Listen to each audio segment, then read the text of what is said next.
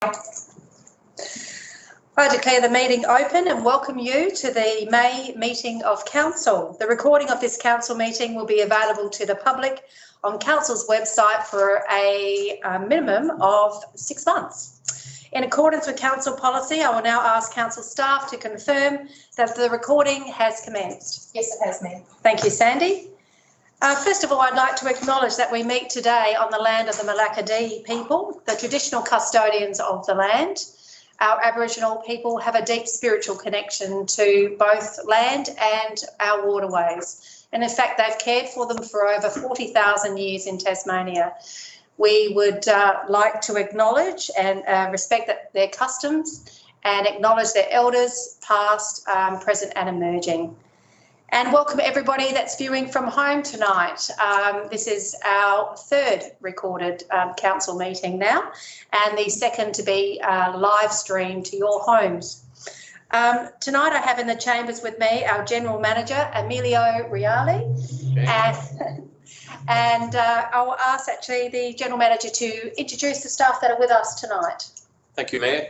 In the chamber tonight we have Director of Legal and Governance Services, Matthew Grimsey, Director of Infrastructure Services, Len Bester, Director of Community Services, Rebecca Stevenson, Executive Assistant, Sandy Rustell, IT support staff, Michael Glazier and Tracy Hankin. Online, we have Director of Corporate Services, David Spinks, and Director of Environment and Development Services, Luke Chu. Thank you very much. We also have councillors joining us remotely this evening, and I'll announce each councillor one by one, asking them to respond when I call out their name, please. Deputy Mayor Doyle. Yeah, here, Mayor. Thank you. Councillor Newell. Good evening. Councillor Gibson. Yes, Mayor. Councillor Campbell. Yes, Mayor. Yes, thank you. Councillor Bird. Yes, Mayor.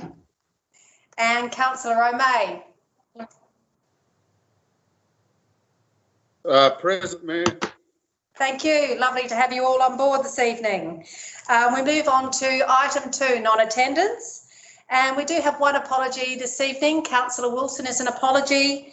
And there is a leave of absence with Councillor Robert Prince. We now move on to item 3 of the agenda, which is declarations of interest. Do any councillors wish to declare a declaration of interest in relation to any open meeting reports, please? And that's no one, it appears. So for open council, this is a declaration of interest for open council items. All right. Yes. As General Manager, I'd like to declare an interest with the Geeson Town Hall Company report, as I am a board member of that company, and also a council representative that will be involved in dealing with some transitional processes with that company. So I notify you of that interest. All right. Thank you very much. And yes, Mayor. Can I ask through you to the General Manager about my position as a council representative on that board? Certainly. Through the General Manager. Mayor, I guess it would have to be considered by yourself. Yep. As to whether you think you have a conflict of interest given what's being dealt with and the decisions being made. Councillor Doyle. Yes, I'd like to declare an interest in. Thank you, Mayor. All right, I'll write you down as well. And just for the people at home, when we get to that particular item, Councillor Doyle is normally disconnected from the call and then brought back in to the next item. So that will occur. Thank you for that. Next item is number 4, confirmation of minutes. Do I have a councillor that's happy to move the minutes held on the 29th of April 2020? Councillor Bird. Councillor Gibbs. Thank you. Councillor Bird moved. And Councillor Gibson, are you happy to second then in that case? Yes. Thank you. I'll put the motion and we'll ask each councillor to state whether they are for or against the motion. Deputy Mayor Doyle. 4. Councillor Newell. 4. Councillor Gibson. 4. Councillor Campbell. 4. Councillor Bird. 4. Councillor O'May. 4, Mayor. And I am 4, so that is the motion is the motion is carried. It's all councillors and the motion is carried. So the next item is item 5. There are no legislative items. No, Mayor. Item 6, we do have an urgent matter that's been brought to council, and I will now ask the General Manager to respond to that urgent matter. Thank you.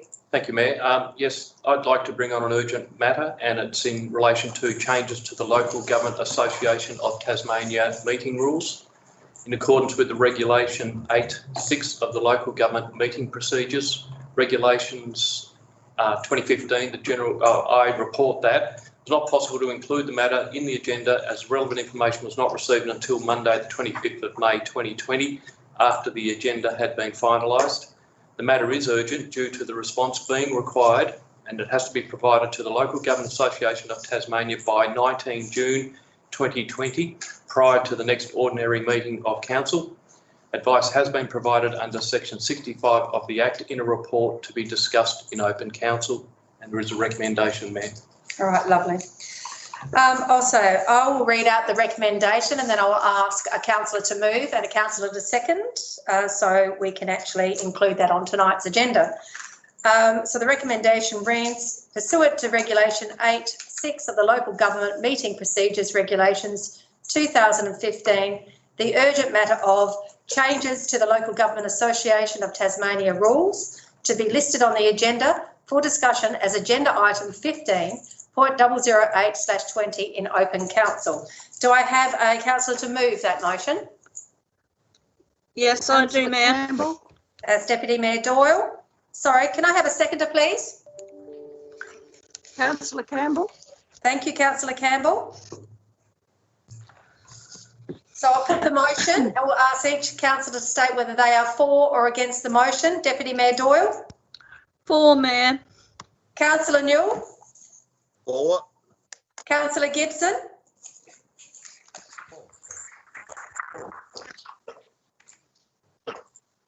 Councillor Gibson. 4. Thank you. Councillor Campbell. 4, Mayor. Councillor Bird. 4. Councillor O'May. 4, Mayor. Thank you. And the Mayor says 4, so that's all councillors and the motion is carried. Thank you.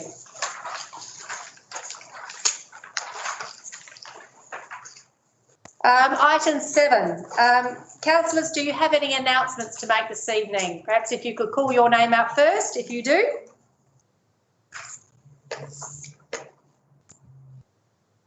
Okay. Look, I just have one announcement this evening, and that is the Huon Valley Council, the councillors made a decision to freeze their allowance for the financial year of 2021. We've done this not only in solidarity with community members who are finding it very difficult in the next upcoming 12 months, but also our council staff who have taken the same initiative with their wages. So just wanted to announce that. And thank you all councillors for responding to the General Manager regarding that matter. Item 8 is public participation time, where questions are asked. So we do have some questions this evening, and the questions, and we have answers obviously to the questions that we received by 12 o'clock today. Question time is limited to 15 minutes. So if we don't have an opportunity to respond to all of those questions, they will be uploaded. And in fact, they are actually at the moment.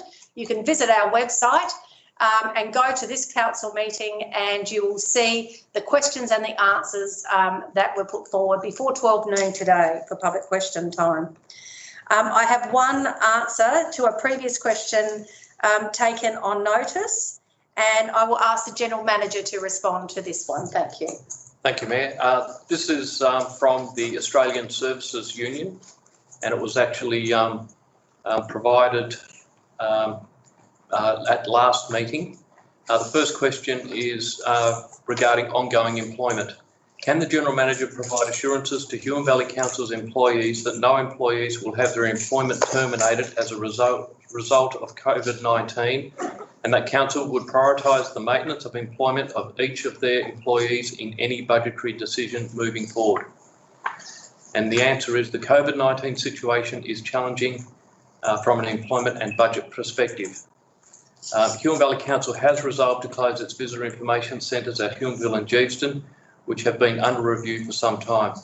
With the last review, the Council moved a motion to continue to operate the visitor centres, implementing the business action plan and to try and bring them to as close as possible to a cost-neutral position over a 12-month period. Unfortunately, with the advent of COVID-19, on the back of the downturn that occurred after the 2019 bushfires, this is going to be a very difficult task. The recommendation to withdraw from the provision of visitor information services was endorsed by Council at the meeting of 29 April. Closure of the centres will be on 30 June 2020. This decision was not taken lightly. Visitor information centre staff have been informed of this decision, and it will also be necessary to inform the tourism industry of the Council's decision and reasoning. Staff will continue to work at the centres until 30 June 2020 as part of their transition to closure. Despite this decision, Huon Valley Council is committed to not standing down any of our permanent employees wherever possible. Every endeavour is being made to maintain current staff levels, however this depends on the duration of the current situation. Question 2 is consultation on relocation of employees. Can the General Manager assure employees of Huon Valley Council that the management team will enter into consultation before any major changes are implemented in the workplace? The standard consultation obligations, this is the answer. The standard consultation obligations under Huon Valley Council's enterprise agreement continues to apply while responding to COVID-19. This situation is unprecedented in its impact on businesses, and our experience at this early stage is that employees are understanding that significant decisions impacting on employee entitlements have needed to be made at short notice. Employees have been supported with the introduction of new leave policies to assist in allowing flexibility in taking leave. Declarations under the Public Health Act 1997 require people to stay at home unless they have had to leave their primary residence for the purpose of attending work. If unable to be performed at the person's primary residence, Huon Valley Council continues to work with employees to ensure that these declarations are observed. However, working at home is not possible for all employees. Huon Valley Council has temporarily relocated some employees to alternative council venues to maximise physical distancing and ensure we continue to have a safe place of work. We are committed to regularly communicating with our employees to keep them advised of the changes required to be made to manage the impacts of COVID-19. If we need to implement any change, we aim to provide advance notice, if possible, of the change and give an opportunity to consult on the effect of those changes. Question 3, regarding guaranteeing all possible alternative duties explored before standing down. Can the General Manager provide a guarantee that all possible alternative duties will be explored before considering standing employees down, including things that are usually outside the Council's core business, but which assist the community with getting through and recovering from COVID-19? The Union can provide further details and suggestions around this matter. And the answer, Huon Valley Council is committed to keeping our employees engaged in meaningful work and is investigating all options that include alternative duties within our organisation. All councils across the state are working proactively with staff in responding to requirements arising from this pandemic. Thank you, Mayor. Thank you. We do have another question taken on notice from the meeting. David de Berg. So the question is, the accounts of the council disclose that employment costs increased by 11.6% last year, including a 15% increase to 6 executives, and are forecast to increase by a further 15.5% this year. This is a 29% increase, approaching 3 million across the 2 years. Looked at another way, 20% of this year's rates are eaten up just by that increase.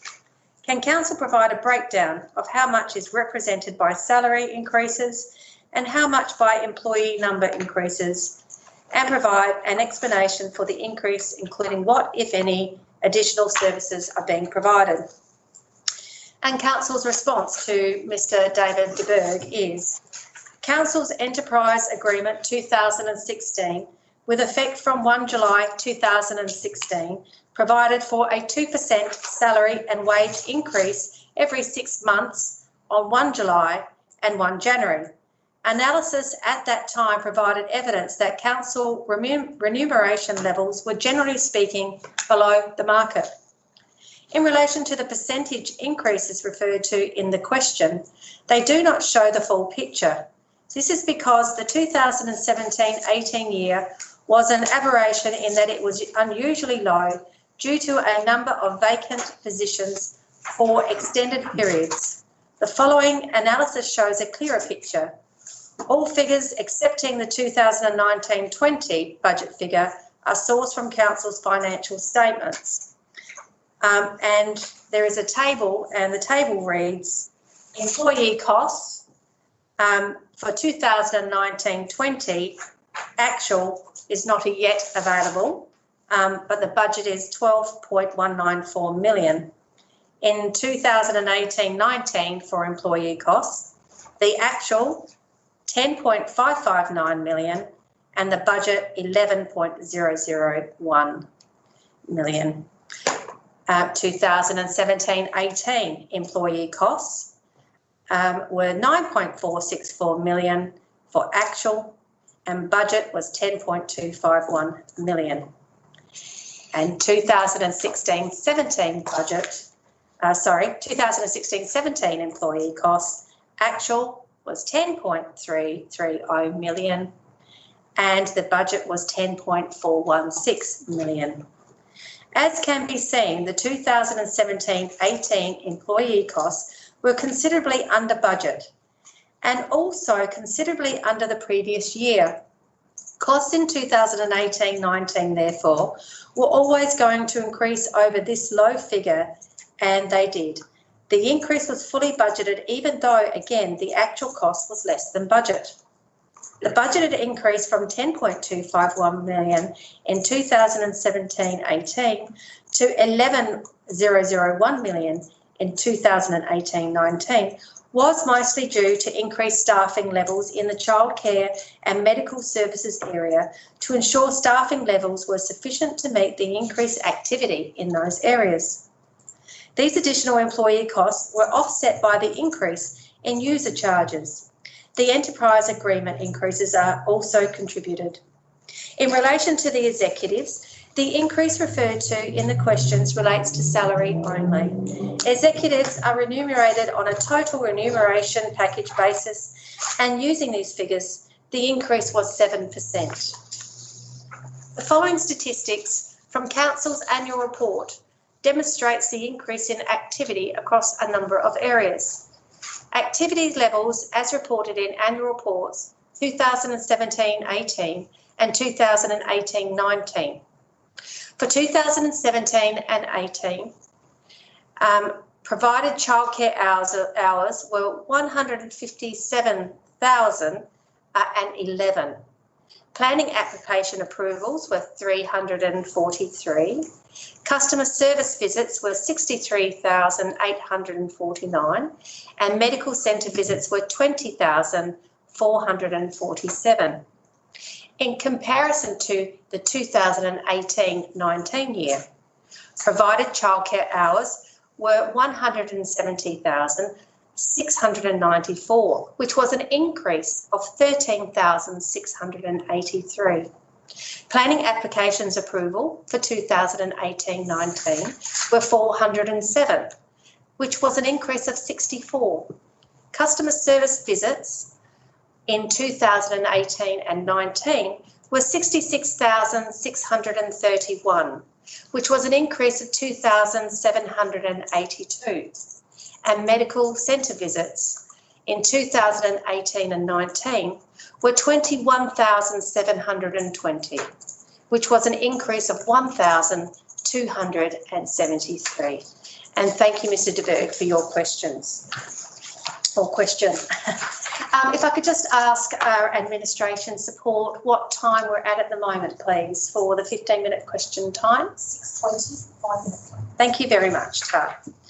I have a question here from Cassie Fox, and the question is, would Council please provide the evidence taken to the closed meeting that was gathered from professional external sources that allowed the councillors to conclude a cost-neutral business case for both the Geeveston and the Huonville VICs that could not be achieved for the financial year and that both must be closed as at present.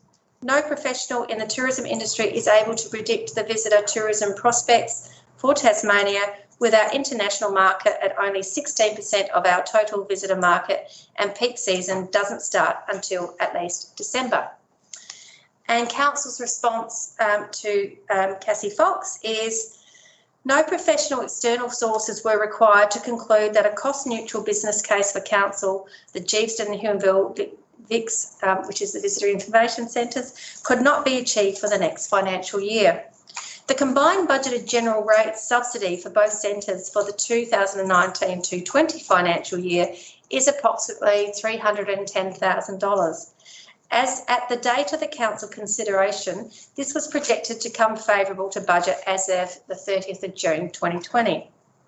To become cost neutral, the Council would be required to have a combination of savings and income generation. The opportunity for savings is limited as the major cost in operating the visitor centres is salary and wages, and both centres have operated at minimum staffing levels to maintain accreditation and continued operation at expected service levels. The Council would therefore have to fund the subsidy amount primarily from increased income. The reality is that net income for both centres is limited and based on the 2019-20 budget figures alone. Council receives 15% commission on accommodation and attraction salaries. To achieve $310,000 in commission alone would require an additional is that correct? Yeah, it is. Wow. Sorry, I was just a little bit taken myself. $2,067,000 in sales, which is 902% increase above 2019-20 budgeted income. Council receives 20% commission on consignment products. Consignment has traditionally been a greater income generating opportunity at Geeveston than Huonville, but across both centres it would require an additional $1,550,000 in sales of consignment product alone, which is 4,626% above the 2019-20 levels. The other income generating stream is a stock sales, even at high markups, that this will require a substantial increase in sales. This is effectively operating the visitor centres as a shop, and Council has been conscious of ensuring that products sold at the centres has not duplicated that which is available in other existing shops. Council has received criticism over the last 2 years for the sale of stock within the centres. It is clear on holistic visitation that achieving those numbers is unachievable and unrealistic and will certainly not be met in post-COVID-19 uncertain conditions. Thank you, Cassie. I have a question from Gareth Cooper, and the question reads, all economic authorities and commentators, including the heads of Australia's 4 big banks and the head of the US Federal Reserve, now openly concede that any economic recovery from the current depression will take 5 to 10 years, consistent with the 1929-1939 Great Depression. The Prime Minister himself and the Tasmanian Treasury also concede this fact, with forecasts of unemployment to exceed 12% in Tasmania by the end of next month. Given the entrenched and long-term impact of the current depression on council revenues, the closure of state borders and long-term closure of national borders for years to come, does council believe it is wise to continue dispersing ratepayers' monies via discretionary community grants And has Council moved to cancel or suspend indefinitely all capital works and contracted expenditure which can be cancelled under force provisions in contract law?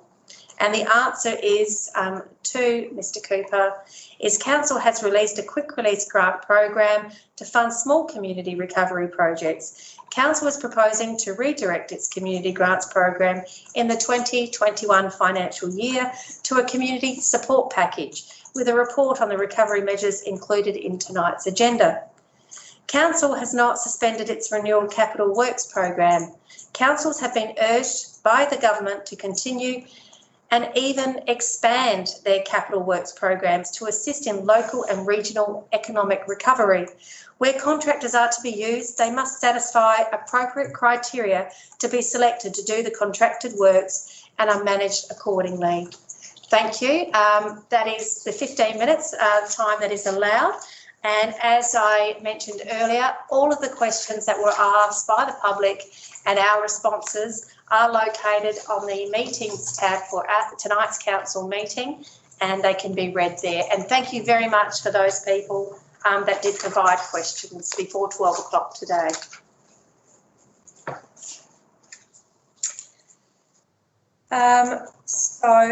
Let's have a look here. There are no deputation addresses to council. No, Mayor. There are no petitions. No, Mayor. We now move on to item 10, which is general reports. General Manager, would you like to speak to your report this evening? Thank you, Mayor.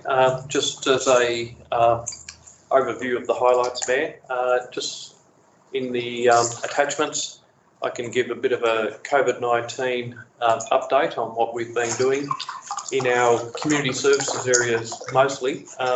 Under communications and media, our team has produced and released 12 news pieces, and they've been added to the Huon Valley Council website, including Huon Valley launches the Stay Connected webpage and waste management information. We've had some popular Facebook posts.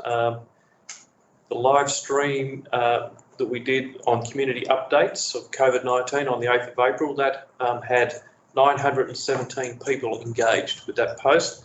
And the messages about our rates instalments, 864 people engaged with that post. We also commenced a weekly council e-newsletter, which provides updates and links to COVID-19 resources, and more than 500 recipients weekly are receiving that e-newsletter. We also created promotional and informational materials for 13 council communications and projects, including COVID-19 updates, Be Kind, Stay Safe campaign, and Stronger Together community recovery project. They're promotions that we're actually running at the moment. Under emergency management, we held weekly COVID-19 recovery work group meetings. We've continued to attend the Southern Regional Emergency Management Council Coordinators Working Group meetings, and we attended the Southern Regional Emergency Management Committee meetings.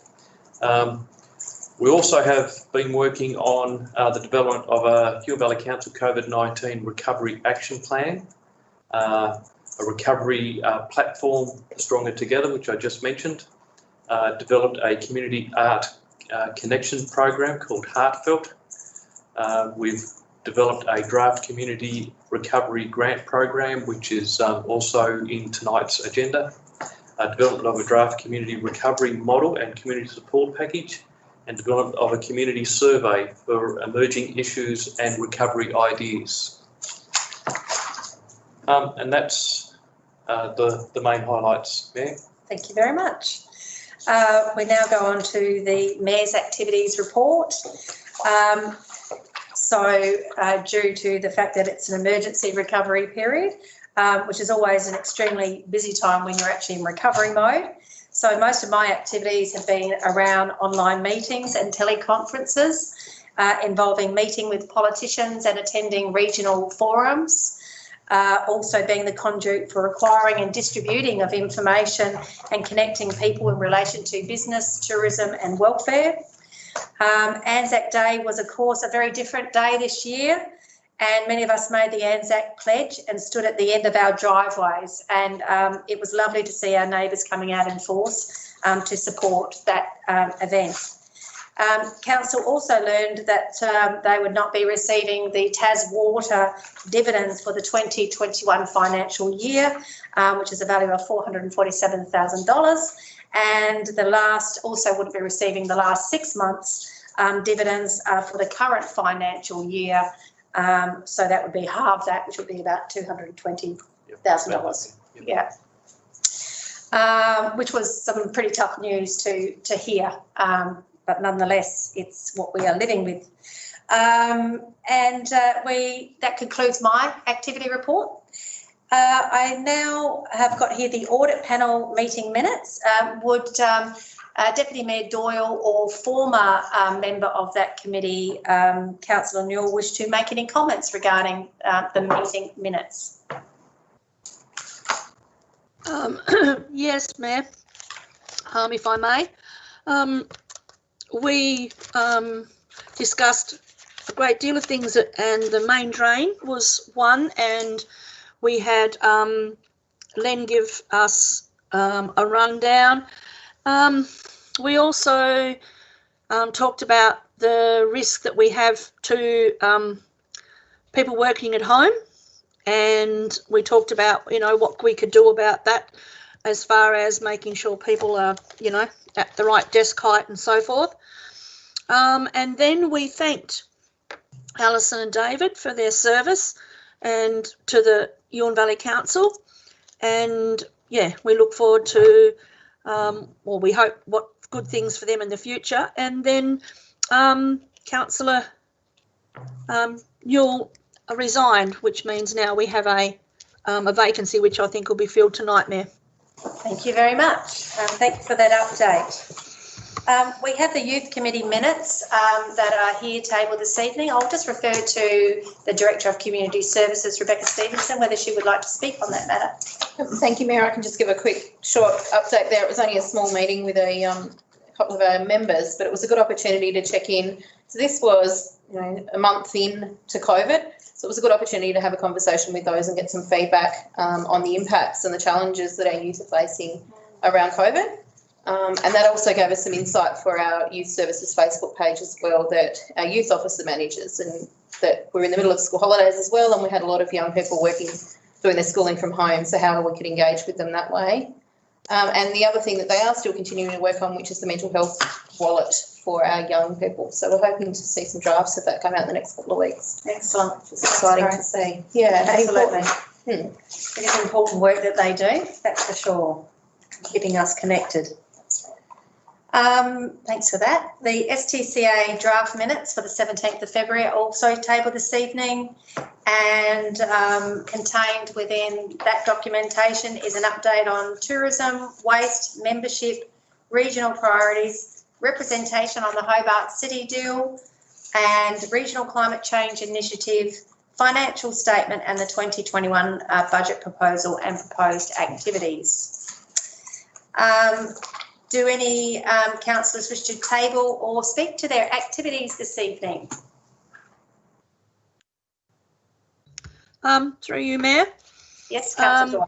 I also done the dawn service at, on the beach for me, but I also laid 2 wreaths later in the day with distancing, and it was very heartfelt, and I did feel for the RSL Club and the returned soldiers that couldn't get together on the day. Must have been very hard for them.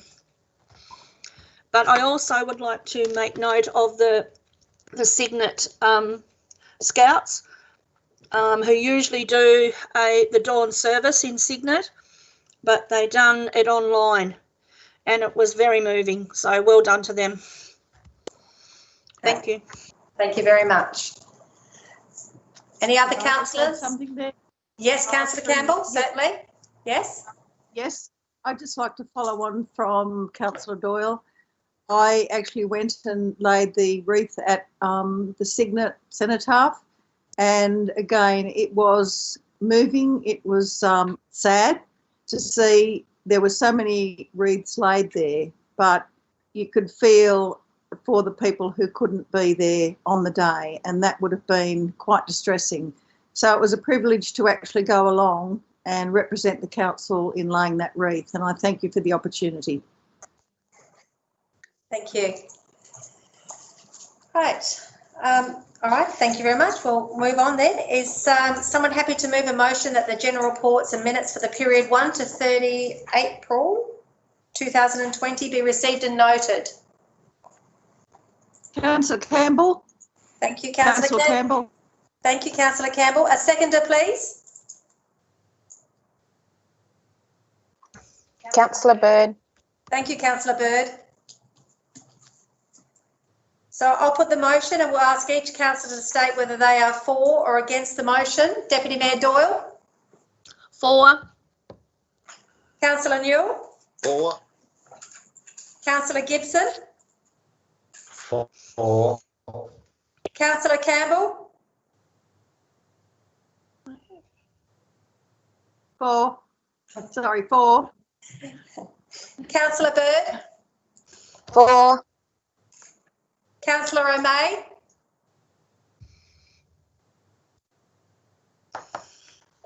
For, Mayor. Thank you.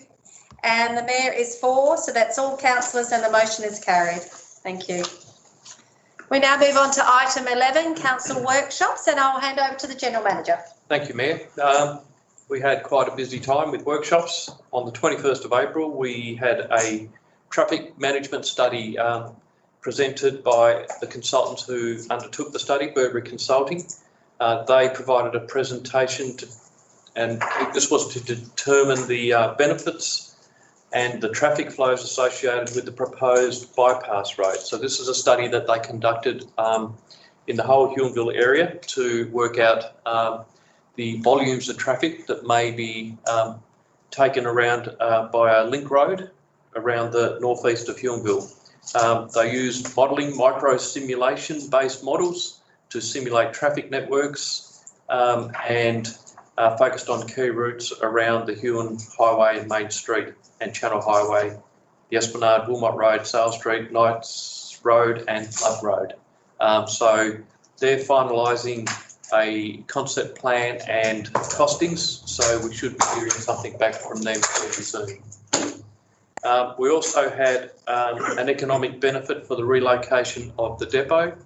So SGS Economics provided a presentation on the outcomes of a cost benefit analysis and an economic impact assessment, which was undertaken regarding the move for the commercial and light industrial land development opportunities arising out of the potential for the relocation of the depot from its current location, which is on land that's already zoned general business. We also had a Huonville to Franklin shared pathway study, and SGS Economics also provided a presentation on the community engagement that was completed and the cost benefit analysis completed for the for that shared pathway project. On the 22nd of April, we had a budget workshop where we went through well, I guess an early iteration of the budget and looked at what savings we needed to achieve and how the budget was shaping up. On the 19th of May, we had a presentation on our asset management and asset renewal program. Our manager of asset planning and process presented that information, and then that was followed by a further budget discussion which will incorporate the 10-year asset renewal program. On the 20th of May, we had a workshop on the Huon Valley brand and tourism opportunities, where we were provided with a presentation and update regarding the activities scheduled for 2021. And that was our workshop program there. Thank you very much. We're now on to item 12, which is councillor questions. There are no questions on notice. Are there any questions without notice from councillors this evening?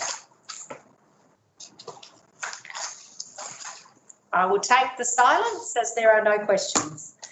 Item 13. We have two notices of motion this evening. The first motion is from Councillor Gibson. Will you be moving that motion, Councillor Gibson? Yes, 13.001/20. Yes. Do you wish to move that motion, Councillor Gibson? Yes. Do you want me Yes. to read it out or? You can read it out and then we'll be looking for someone to second it. Yes, thank you. Do you want me to read the whole introduction or is that too much? There's only 1, 2, 3, 4, 5 points. I don't think that's too long. Oh, sorry. Just the 5 points. There's an introduction in the thing. Anyway, that's all right. No, just the motion only at this Sure. stage. Thank you. I move that Council develops and implements a campaign to market the Huon as a holiday destination focusing on nature, wilderness, agritourism, culture and history. That we direct marketing at the audience identified and targeted by the state government. That we maintain connection with visitors through an online visitors centre and a tourism contact phone number in the short term. That we explore the option of a transportable visitors centre beside the Huon River for when there is a visitor number demand, and that we engage with communities to work together in a unified effort to make the Huon Valley a fun and welcoming holiday destination for visitors. Thank you, Councillor Gibson. Do we have a seconder, please? Councillor Campbell. Councillor Campbell will second that. Okay, Councillor Gibson, you can now have your opening remarks. Well, it sort of starts with the fact that coronavirus has crashed the economy, and I think to minimise unemployment crisis, we need to support our tourism industry. Council invests in economic development to improve the well-being of the people.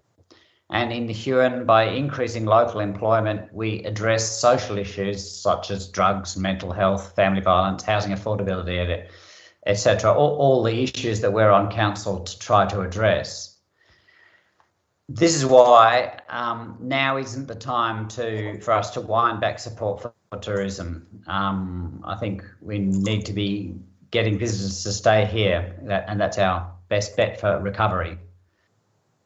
Fear of coronavirus, social distancing requirements, reduced and more expensive air travel, these are all the factors that mean that we need to look really closely at how we can do tourism successfully. There are some really big opportunities that council can capitalise on. Tourism Tasmania have done a lot of work and research, and they've worked out what sort of visitors are attracted to Tasmania and what they want. And they're already marketing to them really strongly with the Come Down for Air campaign and a soon to be launched Southern Journey campaign. This tells us who to address our advertising to, and by addressing our marketing to this audience and developing our tourism offering to match what they want, we can make every dollar that we spend count. These visitors are looking for experiences, this is the research that's been done, around nature, a return to basics, different cultures and local immersion. And these are all the things that we as Huon Valley residents love about living here. We've got nature and wilderness and a lifestyle that really connects with these people. Our people and community are the best bet for recovery. If we engage the community, they become brand ambassadors. They share their stories and their places and their time with visitors so that travellers really get to see what we see in the Huon. And by involving our people as a point of contact between visitors and locals, we can quickly and cheaply build a reputation. This is what they did in Iceland. After a volcano stopped the flights and stopped their tourism industry, they involved the people in a campaign that within a year generated the biggest tourism season they ever had. The new website that's just been launched is a really fantastic start, and coupled with a phone number, I reckon it could make it possible for people who are planning a trip to get a feel for the personal touch that we have in the Huon and to, start to develop a reputation.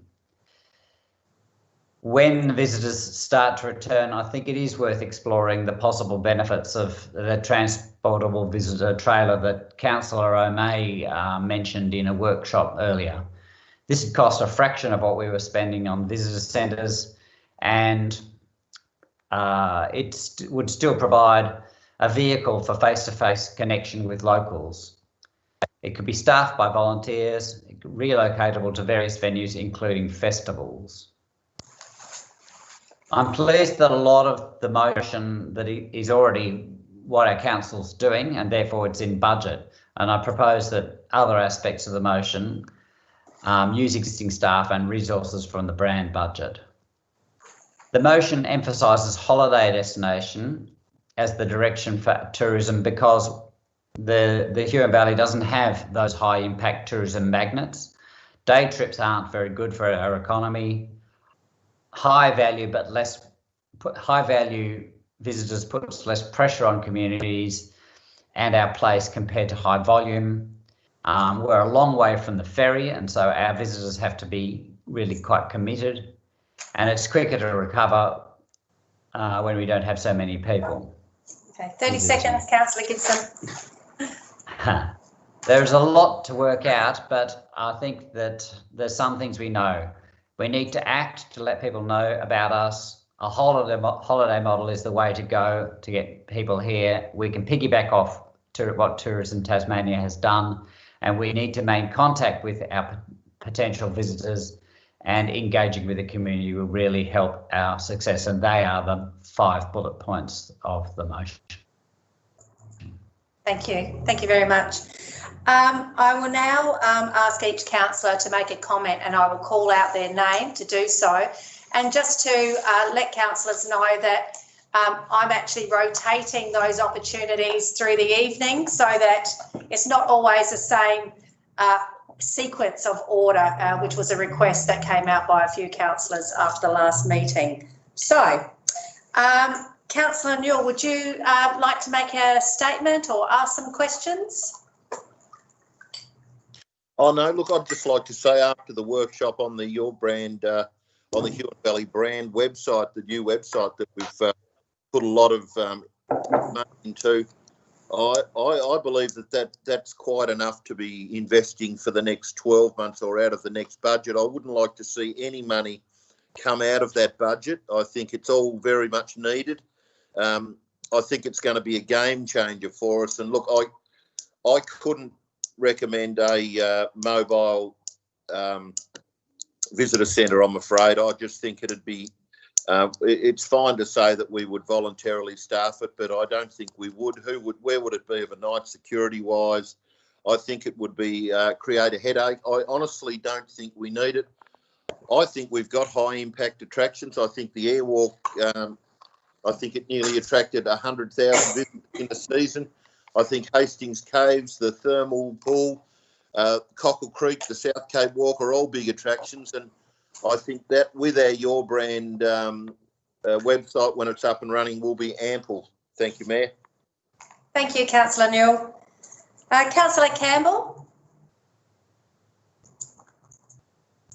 Thank you, Mayor. You know, as I seconded the motion, would you like me to now put forward my reasons for seconding the motion? Oh, it's your turn to make comments or ask questions. Absolutely. Yeah. Okay. Yes, I'd like to make a comment because I agree with the intention of Councillor Gibson's motion. I can see that the unprecedented crisis that COVID's presented us with, it's really essential that we get on to tourism, and probably in many ways I see that we need to adopt a methodological approach and a strategic approach. And I think that the idea of a community-led recovery model is important, and that actually is addressed in agenda item 19.01220. And it actually outlines the way in which the council units who are nominated under that agenda item support the community recovery programs. I actually had the opportunity today speaking to someone who'd had some visits up to Strawn and Queenstown, and the thing that struck him was the personal contact with the locals, and he was very strong on his perception that the locals were the ones that gave all the good information. He also made comment about Ida Bay Railway, and he felt that the experience of Ida Bay was really down to the local information.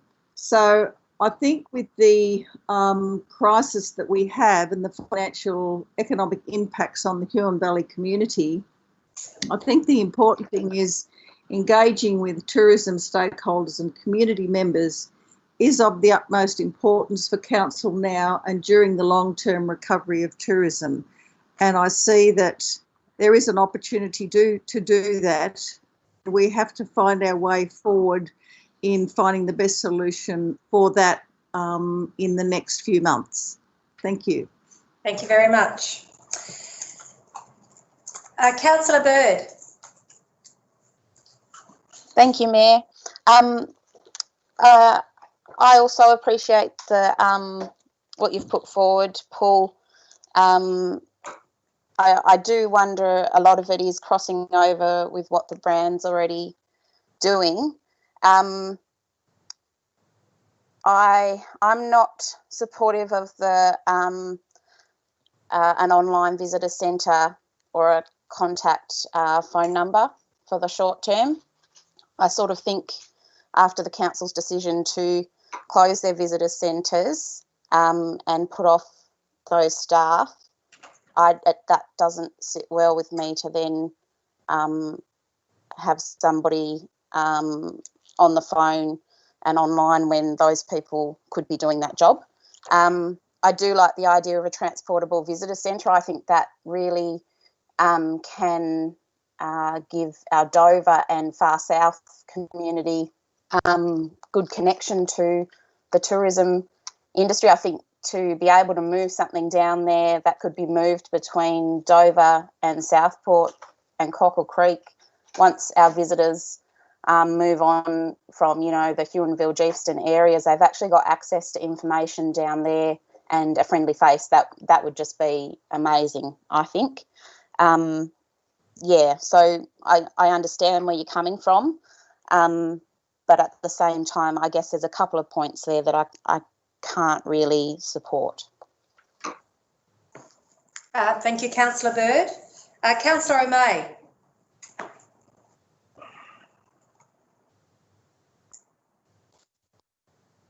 Yes, Mayor.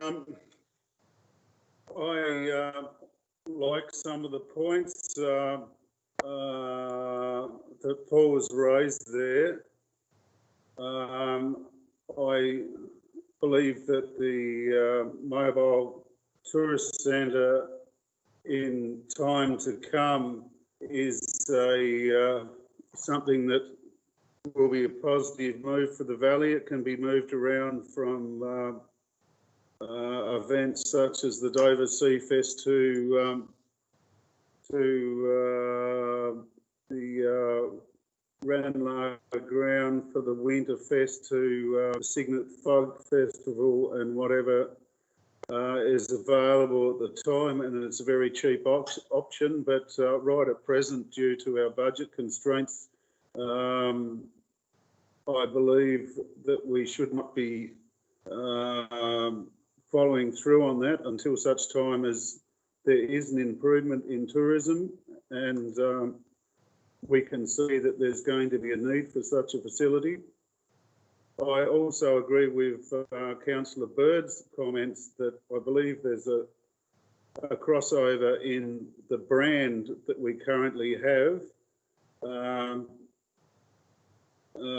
It was early last year, 2019, that we endorsed a plan for the brand. I believe our staff have worked very hard on that and the website, which will take up a lot of the opportunities that we're going to lose with the VICs closing down. And I feel that it would be a disappointing effort to waste that work by moving away to a different option. I'm very happy where the brand is heading myself, and it's a great opportunity for the Valley to recover post-coronavirus, and we should be supporting that above all other proposals. So as much merit as Councillor Gibson's proposal has, I believe that we should be sticking to our agenda with our current brand and endorsing it in its entirety. Thank you, Councillor O'May. Deputy Mayor Doyle. Yes, Mayor. I'm a bit the same as the others have spoke about.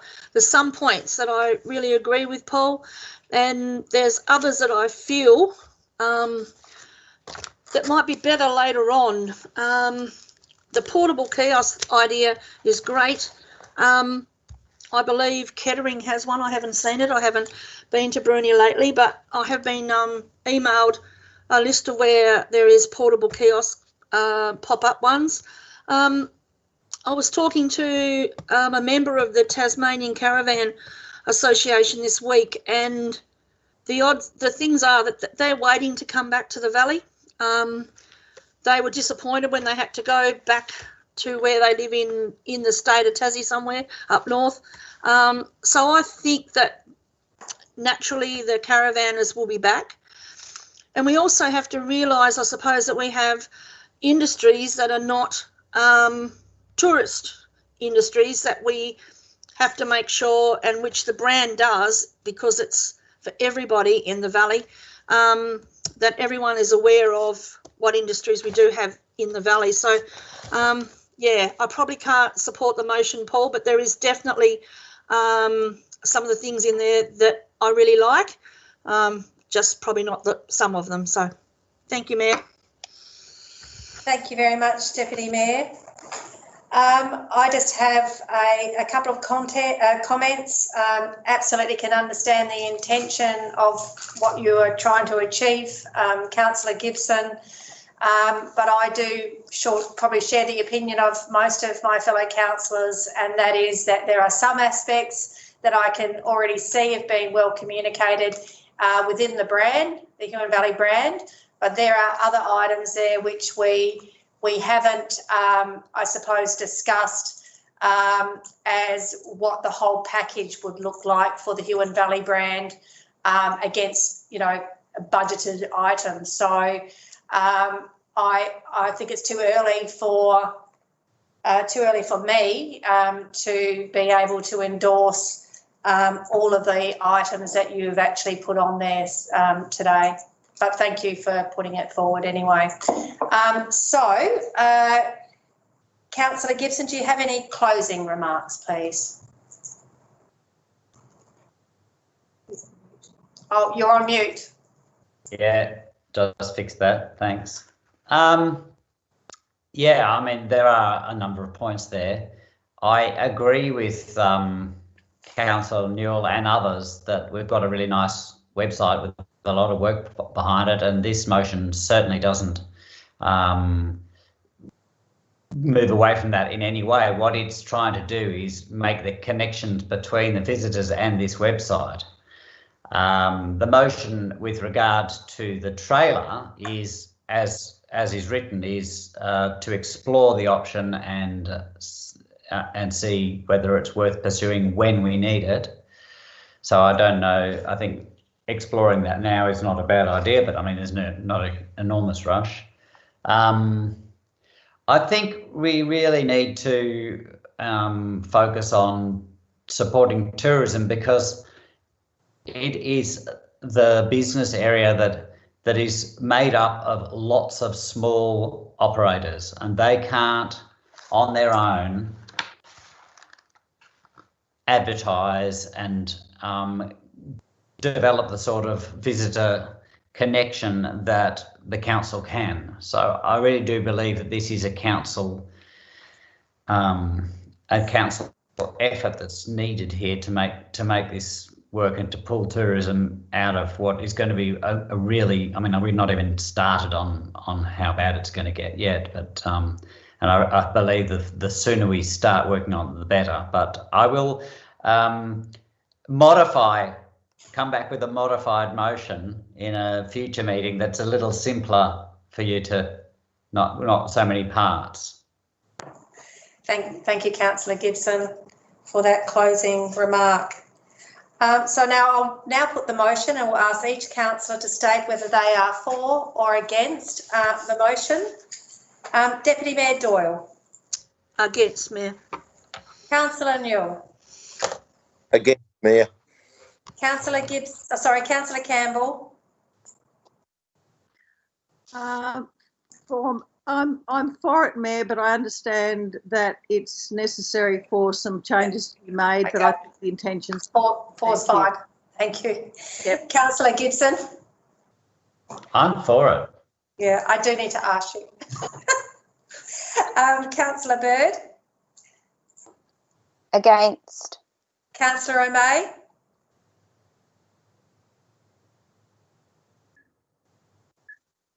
I'm against the motion, Mayor. Thank you. And the Mayor is against. That's 1, 2, 3, 5 against and 2 for. And that means the motion has been lost.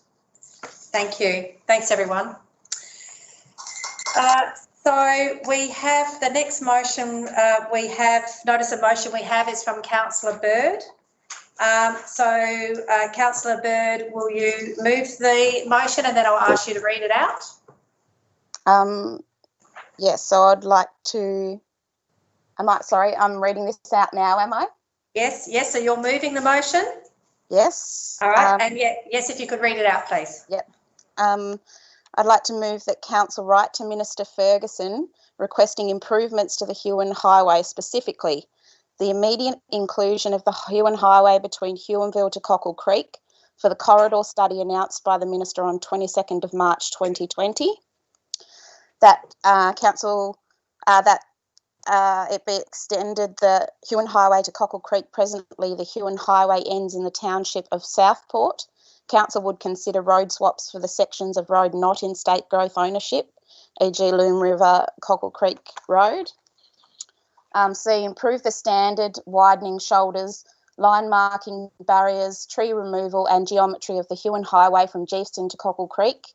Identify and plan for new overtaking lanes, improve signage for tourists, possibly multi-language and pictorial, improve safety warnings in high crash prone areas, ensure appropriate area and surface for public transport stops, and identify opportunities for new cycling and walking paths between towns.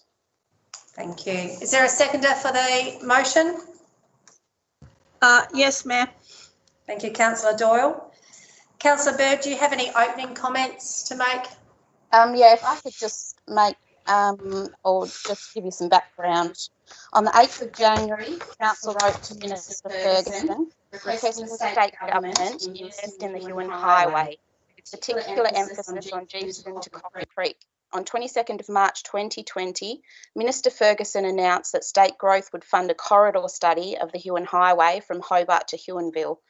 The study plans to look at how the highway meets the current and future needs of the community, with future road improvements to be identified which will complement a number of other projects already planned for this corridor. The Minister announced that the work on the planning study will begin in the coming months and the community will have many opportunities to help identify areas for improvement and to highlight safety concerns as the planning study progresses. It would be an unsatisfactory result for the corridor study not to consider Huonville to Cockle Creek, and a real concern that the study does not consider the seriously substantive stretch of highway between Geeston and Cockle Creek that has remained unchanged. Thank you very much, Councillor Bird. I'll now ask each councillor to make a comment and or ask a question. Councillor Gibson. I can't see any harm in writing this letter. I think it's a good idea. I always have slight hesitation about road widenings and shoulders being too smoothed out, because a lot of the little country roads is actually what the tourists are looking for. So you've got to be a little bit careful on those. But in general, yeah, I support it. Thank you. Councillor Campbell?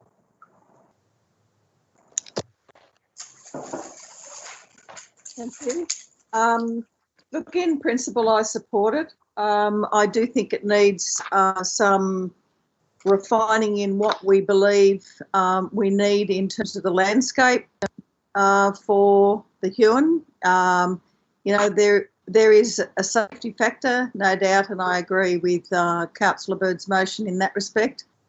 But I also think we want to make sure that in the coming, you know, unprecedented crisis that we've got, maybe looking at certainly some road widening in certain parts, but it'd be really sad to make it into a highway where you miss out on the beauty. So maybe there could be a compromise in asking for things to be done, but I understand why we need to improve the road down to Southport and Cockle Creek.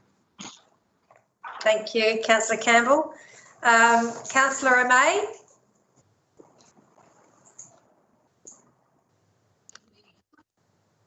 Yes, Mayor, I think Councillor Bird's proposal is a very important one. If and when our tourist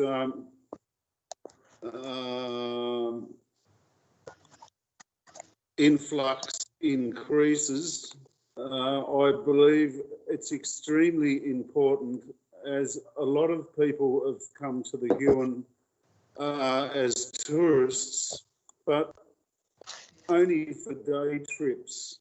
I believe the south coast of Tasmania and the Cockle Creek and Research area are extremely exclusive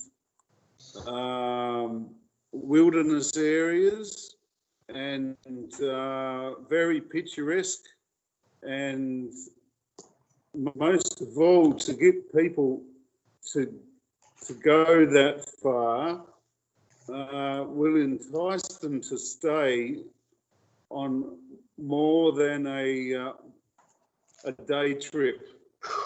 So I believe that it is very important that we try and persevere with this road corridor. It's very well thought out, Councillor Bird's proposal. Beautiful beaches and scenery down there, and if we can promote that, it's one of the things that I believe our brand and our tourism can focus on, and it will be great for the areas of Dover and Southport, Hastings Caves. It's totally unique down there, so we really should be trying to promote this as much as possible. I disagree a little bit with Councillor Gibson's remarks in people are looking a bit for country roads. If we can have a decent road getting down there, there are other roads, that arterial roads that come off that road that will suit Councillor Gibson's needs in that area. But anybody who's travelled on any occasion or multiple occasions in that area will know that the road is very poor. There's been a jurisdictional dispute going on there for as long as I can remember. If we can get all parties to contribute, primarily with a least amount of council funding, I believe we really should be pushing hard with this proposal, and I congratulate Councillor Bird on a brilliant effort in putting this up. I think it's a wonderful proposal that you put together. Thank you, Councillor May. Thank you. Thank you. Thanks for that. Councillor Doyle, Deputy Mayor Doyle. Yes, Mayor, I fully agree with this. At the moment, we have one road, you go down and you come back up that same road. So I think that it needs to be a good road. We have our trucks that service our IGA and our hardware and whatever it might be that don't meet on a certain time on a corner because the school bus and the trucks can't meet. Now, when you've got that happening, you know, it's pretty poor. Parks and Wildlife down the bottom end, you know, upgrading their hut and toilet areas down there. So the more we can get, you know, our roads fixed for tourists, and not only tourists, we've got people that live in Dover that travel to Hobart every day, that, you know, so we've got to feel for the people that are using the road day in, day out. So I fully support Councillor Bird's motion. Thank you. Thank you. Councillor Newell? Yeah, I think it's a great proposal, Joanne. Really good on you. I think there's a lot of sections of good road between Huonville and Cockle Creek, but after diving down there for 20 years and travelling the road with towing a dinghy, you know, there's areas from Waterloo to Dover that are downright dangerous. From Dover to Southport, downright dangerous. Cockle Creek can be a minefield, you know, with potholes and meeting trucks. You've got the aquaculture industry. You've got our forestry industry that's constantly on the road. We desperately need this doing. So well done, Joanne. It was awesome, I reckon. Thank you, Councillor Newell. And my comments are supportive as well of the motion. I was aware at the last state government election when the ABC Leon Compton was driving around and visited Dover, and there were residents there. It was quite a good congregation, and they said for over 20 years they've been asking the state and federal government to put in funds and invest in the southern Tasmania in the Huon Highway. Fears of their adult children travelling on those roads in the wet weather and going to work at night, and fearing that they might not actually come home. Also, it's been mentioned by other councils this evening about trucks passing each other, and I know Deputy Mayor Doyle talked about buses and trucks, etc., passing each other. I asked one industry, one particular company, how do you cope? How do you pass? And they said, well, only with the most skilled drivers on the road can actually safe passing occur in some of those stretches. And tourism signage can absolutely be improved. It's not a highway, it's a track. And it needs a lot of attention, particularly between Geeveston and Southport. Geeveston and Cockle Creek. Yeah, thank you very much for putting that one forward. So, do you have any closing remarks, Councillor Bird? Yeah, I just wanted to say, reiterate, I guess, Councillor Doyle's comments that I'd actually like the politicians to jump in a truck and go from Geeveston to Dover, especially on some of those bits of road, even in a car or a four-wheel drive. It's pretty hairy down there. So that's our locals travelling that every day, let alone tourists on the road. So I just think it needs to be looked at. It's been way overdue, and I can't believe that they just thought they were going to get away with only looking at between Huonville and Kingston. Hobart. Yeah, I can't fathom that. Yeah. Thank you for those closing remarks. Now I'll put the motion, and we'll ask each councillor to state whether they are for or against the motion. Deputy Mayor Doyle. For, Mayor. Councillor Newell. For. Councillor Gibson. For. Councillor Campbell. For. Councillor Bird. For. Councillor O'May. For, Mayor. and the Mayor says 4. So that's all councillors present and the motion is carried. Thank you. So we now move on to our first report for the evening, and that is the Geefton Town Hall. Actually, we have a yes, we've had a declaration at the beginning of the evening. Yes, for Councillor. Yes, Councillor Deputy Mayor Doyle. I don't have to leave the room here because Beautiful. I'm not making decisions. Good. Just Okay. All right. Thank you. So at this point, Deputy Mayor Doyle will leave the meeting, and we will call her back in after at the next opportunity. Okay. No, Mary doesn't have to leave. No, I don't have to leave because I'm not part of the decision-making process. Councillor Doyle out. Yes, Thank Councillor you. Doyle out at 7:15. Thank you very much for that notification. So we will proceed. The report we have in front of us is the Geefton Town Hall, agenda number 14.002/20. Do we have a councillor to move a motion? Councillor Bird. Councillor Gibson. Seconder, please. Yep, Councillor Newell. Thank you. Councillor Bird, do you have any opening comments? I'm quite happy with the recommendation here. No, not really anything to add to it. Thank you. Thank you. So, Councillor Campbell. Councillor Mills, sorry. Thank you, Mayor. Councillor, yes, thank you, Councillor Campbell. I'd like to say that I think it's going to be a very positive thing for the Geefton community. They're very active down there, and I think they'll make a real go of it. I know it's been a disappointing situation with closing the VIX, but at the end of the day, I think the energy down at Geefton will actually produce something really quite special. And so I just wanted to say the best of luck to them, and I hope that we can get this transition very quickly into something where they can actually start being able to get back into building up a business for themselves. Thank you, Councillor Bird. Oh, sorry, Councillor May, apologies.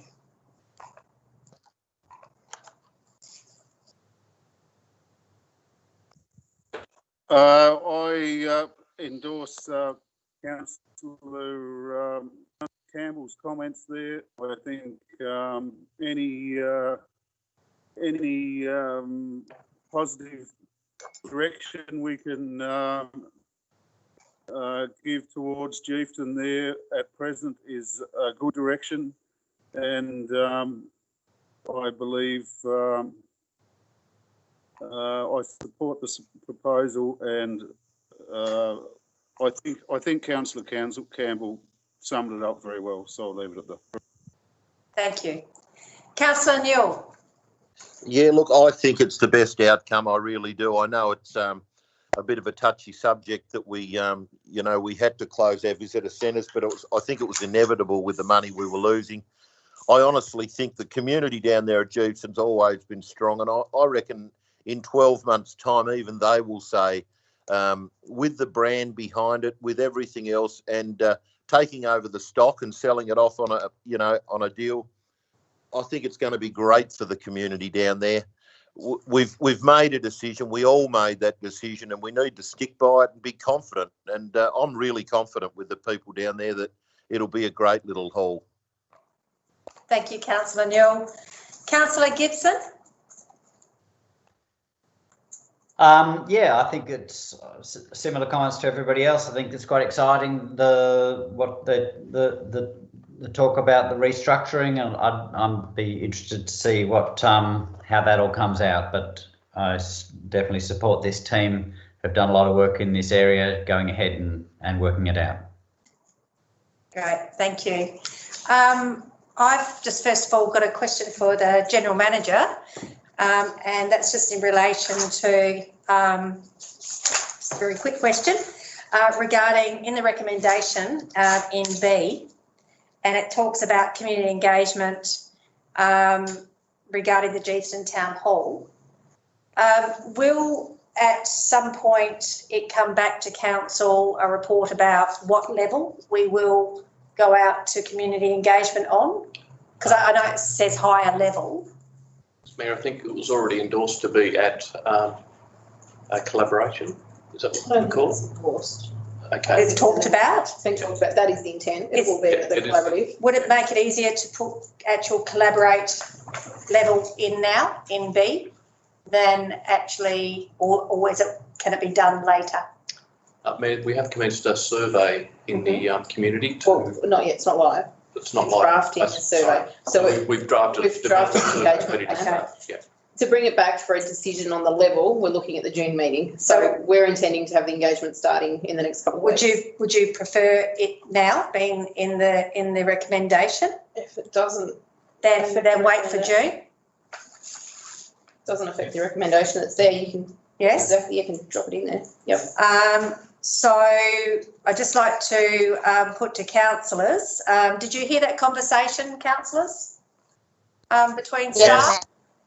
Okay, all right. Yes. Okay.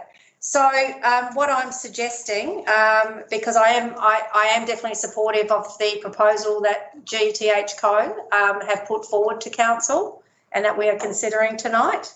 But I would like to find out whether my fellow councillors are happy to insert the words collaborate level into section B. And just so you know what that is, collaborate level is we will look to the public for direct advice and innovation in formulating solutions and incorporate their advice and recommendations into the decisions to the maximum extent possible.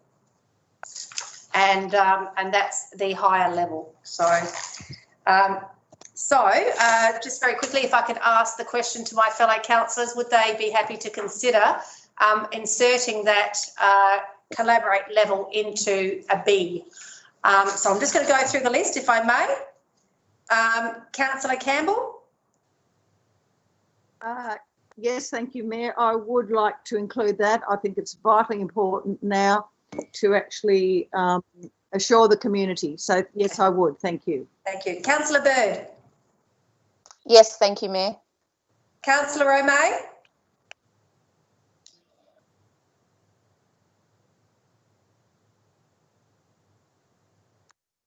Councillor O'May? Sorry, Mayor. Just trying to get the button working here. I didn't quite. Oh. Sorry, I didn't quite understand what you said there. Is there a possibility that you could repeat it? Yes, certainly.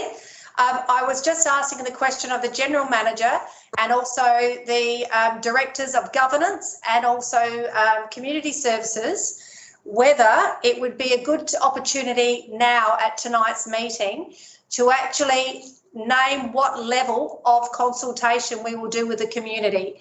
It was already in the recommendation that it would be at a higher level of engagement, and the higher level of engagement that we are looking at is collaborate, and collaborate means we will look to the public for direct advice and innovation in formulating solutions and incorporate their advice and recommendations into the decisions to the maximum extent possible. Our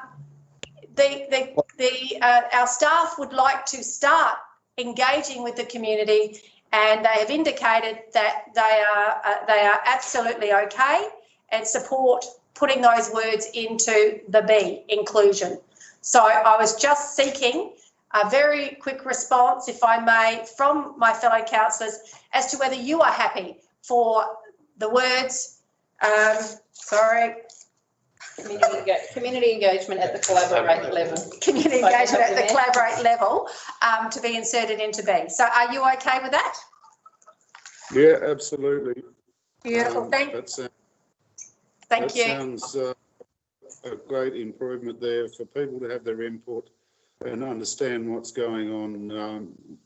Gives the community confidence and confidence in council staff to be able to move on.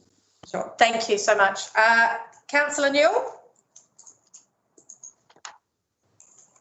Yeah, I'll go along with it as, you know, like you said, as long as our staff are, if that's what they want, I'm 100% behind them. I think we've got great staff, and if they think we need it, then let's do it. Okay, thank you. Councillor Gibson? I think it's the way to go, because at that level of engagement, that's where you get the best outcome, because you get buy-in from the community. Great, thank you very much. With that little amendment made, I will now put the motion and will ask each councillor to state whether they are for or against the motion. Deputy Mayor Doyle. No, oh, sorry, she's out of the room. Sorry, apologies. Councillor Newell. For. Thank you. Councillor Gibson. For. Councillor Campbell. For. Councillor Wilson. Sorry, he's not here either. Councillor Bird. For, Mayor. Councillor O'May. For, Mayor. And the Mayor is for, and that is all councillors present, and the motion is carried. Thank you.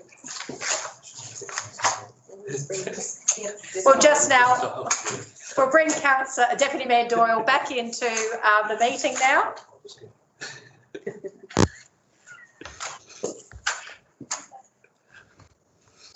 Councillor Doyle back in at 7:26. Welcome back, Councillor Deputy Mayor Doyle.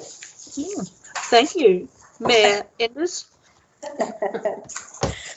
Okay, so the report we have in front of us this evening at the moment is the councillor appointments, agenda number 15.006/20. Councillors, the report we have before us relates to filling 3 vacancies that exist within council's committees, 1 each in the audit panel, the General Manager Performance Review Committee and the Arts and Culture Committee. If I could ask now the Director of Governance just to provide a brief overview of how the electronic voting process will occur this evening. Thank you. Thank you, Mayor. Just firstly, there's an addendum to the report which has been circulated to councillors. At the conclusion of the nomination period, nominations were received as follows. Audit panel, Councillor Campbell, that was the only nomination received, so Councillor Campbell was declared elected. General Manager's Performance Review Committee, nominations from Councillors Gibson and Prince, so a ballot will occur shortly.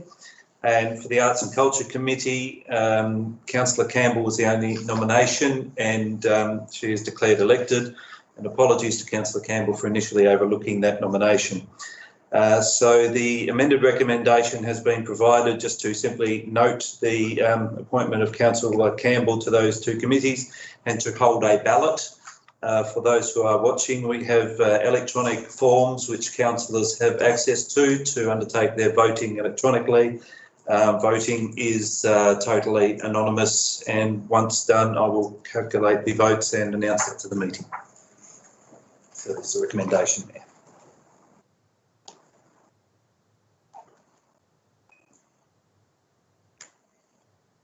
Recommendation is report. Ah, sorry, apologies. Okay, if I could have someone to move. A mover, please. Yes, ma'am. Thank you. Deputy Mayor Doyle, a seconder, please. Yes, Councillor Gibson. Thank you. That's Councillor Gibson as a seconder. Thank you. And I put the motion. I'll ask each councillor to say whether they are for or against. And Deputy Mayor Doyle. For, Mayor. Councillor Newell.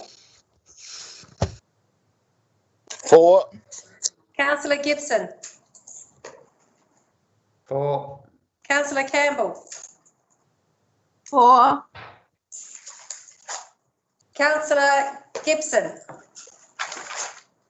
I've done that already, have I? No, I haven't. Sorry. Oh, sorry, Councillor Bird. I'll do 2. For.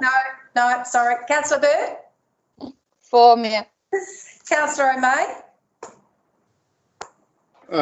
We are voting on the electronic. Yes. This is just yes. this is just relating to the addendum that is has been included in our reports? Yes, I'm for, Mayor. Just Yep, thank double-checking. you. That's okay, that's all right. How has everybody gone with their voting? Are they happy that it worked? Yes, Mayor. Yes, Okay. mine Yes. worked. Mayor. That's very positive there.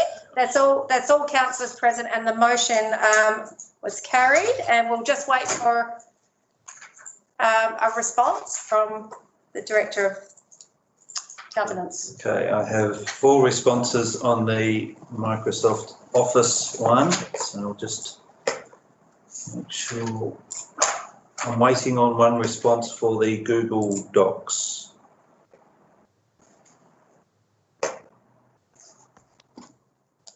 One more. So, Please, question here. Did yours work, Councillor May, when you did it? No, I'm trying to work out where this thing's coming up on my screen where I can vote, that's all. there are drop-down boxes. Councillor May? Yeah, I'm sorry, I'm a bit slow on this. I'm just trying to work out where this drop-down box is. So beneath each councillor's name,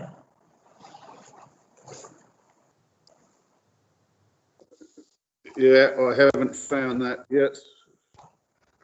No, I don't reckon he's even got that up, Matt. I don't. It must be here somewhere. I'm just looking.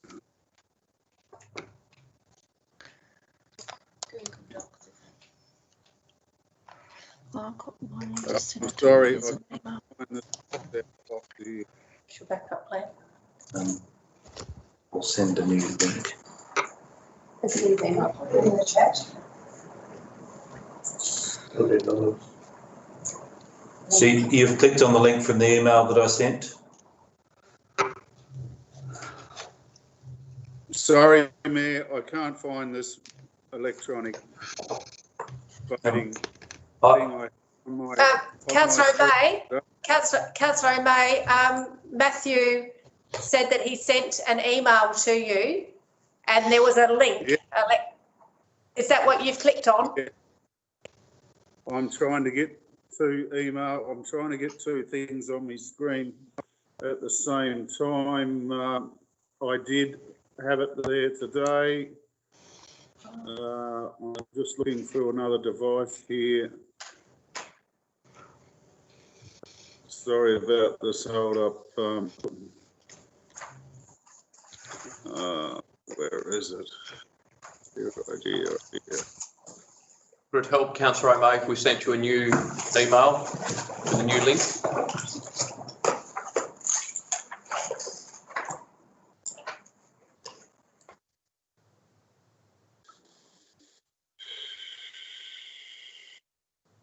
It would help.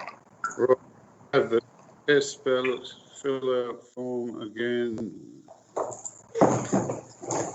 Yep. This hold up, but The email's just been sent. Okay, Councillor May, a brand new I mean, I'm quite happy to publicly disclose my vote if okay. Unless he wishes to email me directly. Okay, look, the alternative is if you would like to email Matthew direct with your name of the person that you would like to see elected to that position. Would you like to email Matthew? Yes, I can do that. Okay, all right, perhaps if you email him now just by responding to the email he sent you. Right.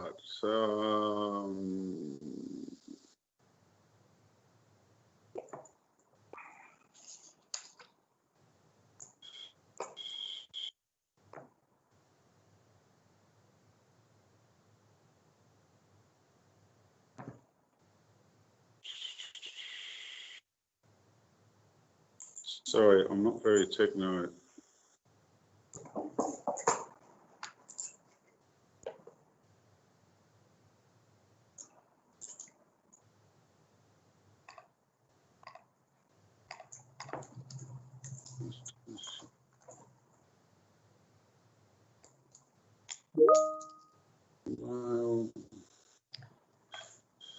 Subject voting.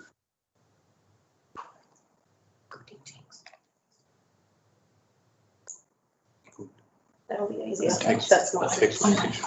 Yes. Okay. Got a text. That is given. An alternative, would you prefer to text message who you would like nominated to that position? Send a text, a phone? Send now with my answer. Oh, he's just done it? Okay, beautiful, thank you.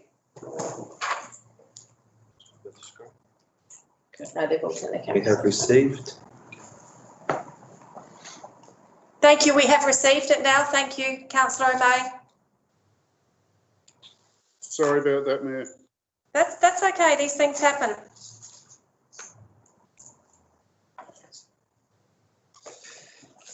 Right. 8 councillor votes were recorded for a total of 35 votes. Councillor Gibson received 17 votes. Councillor Prince received 18 votes. Councillor Prince is declared elected. All right, thank you very much. I'd like to congratulate all the councillors involved there. So that's Councillor Prince, appointed to the General Manager's Performance Review. And gee, that was a very close number there, wasn't it? And the Audit Panel, Councillor Campbell, and Arts and Culture, Councillor Campbell as well. Congratulations to both councillors, and thank you very much for putting your names forward as well. And also Councillor Gibson, thank you for putting your name forward as well. We appreciate you doing that. Okay, so that concludes. Yes, the voting process. Thank you very much. We move on now to the Visitor Information Centre Review Outcomes Report, 15.007/20. Do we have a councillor to move a motion?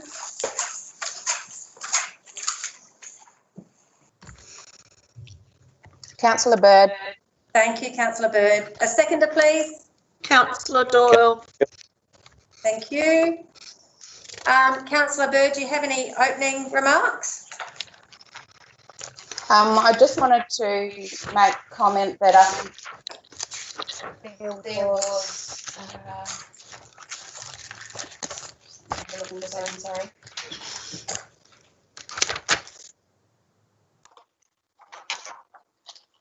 Through the report, I just wanted to note that this had mentioned the review outcomes when the decision that we made had nothing to do with the review. I just wanted to make a note on that. Thank you. Thank you. So now I will ask each councillor to make a comment and or ask a question. Councillor O'May.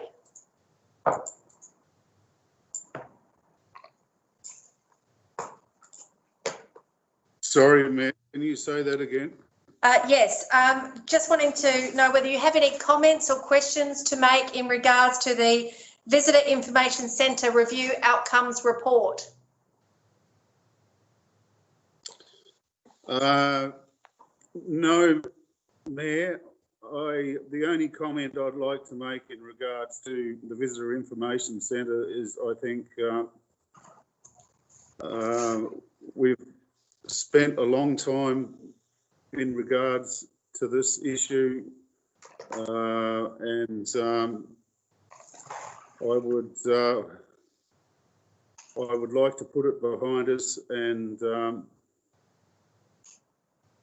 see some strong leadership here so that we can move on with our next direction and help the community out in other ways, as we've just discussed with the Chieftain proposal, and support our brand and our tourism for the future.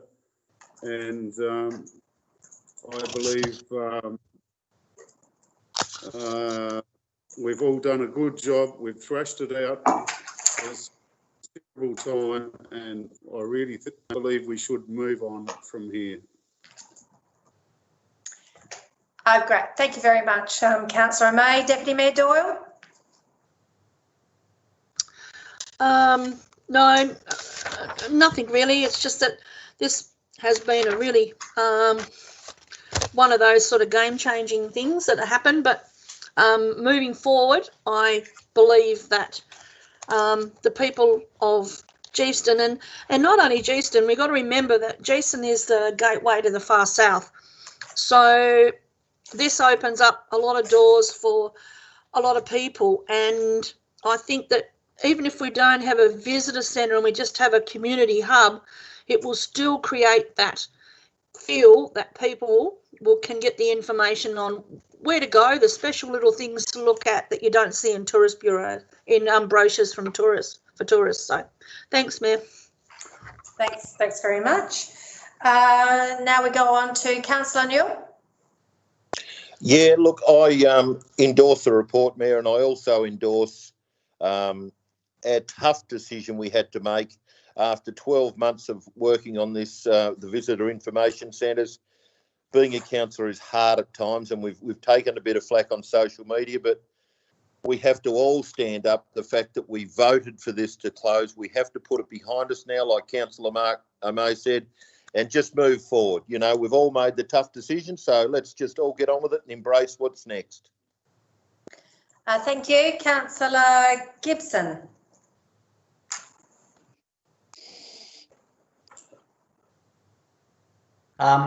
I think that we need to, as you know, support tourism, but I think that COVID-19 is a game changer, and we've got to do things a different way.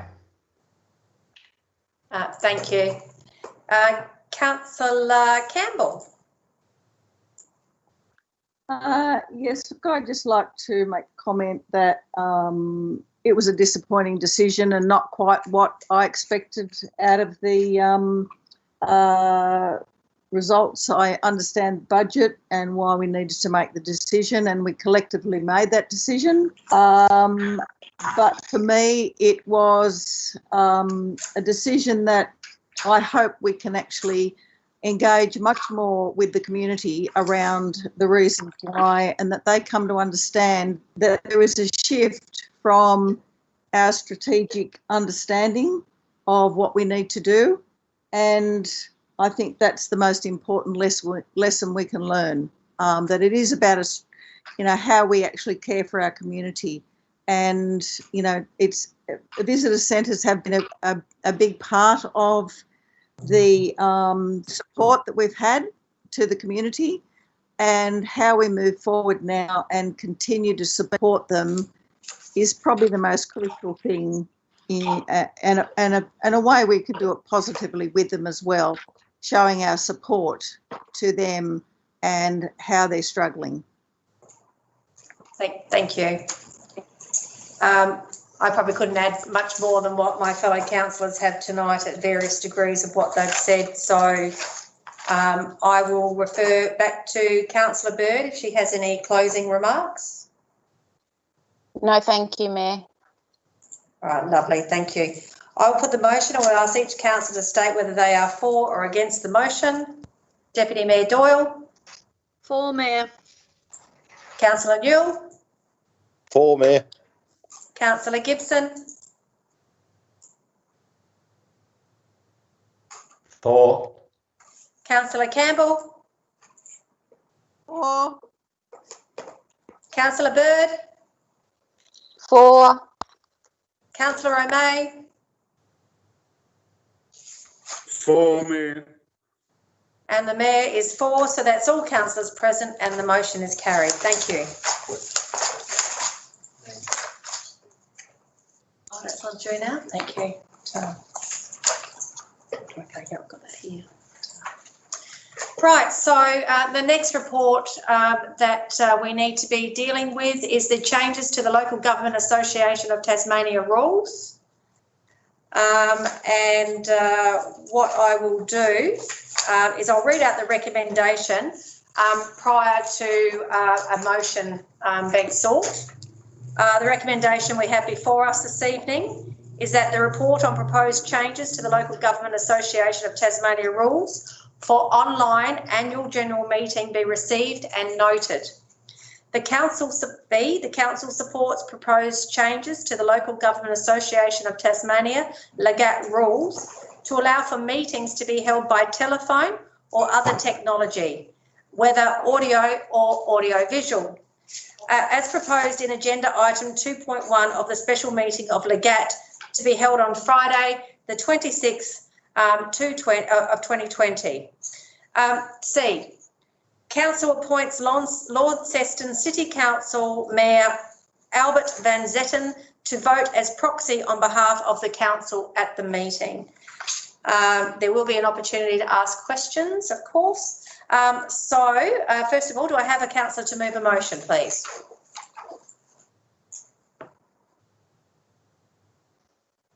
Councillor Bird. Thank you, Councillor Bird. A seconder, please. Councillor Doyle. Thank you, Councillor Doyle. Councillor Bird, do you have any opening comments at this stage? I'm happy with this one, Mayor. I know it needs to happen, so yeah, nothing really to say. All right, lovely, thank you. All right. So if I can just go to our other councillors. Councillor May, do you have any comments?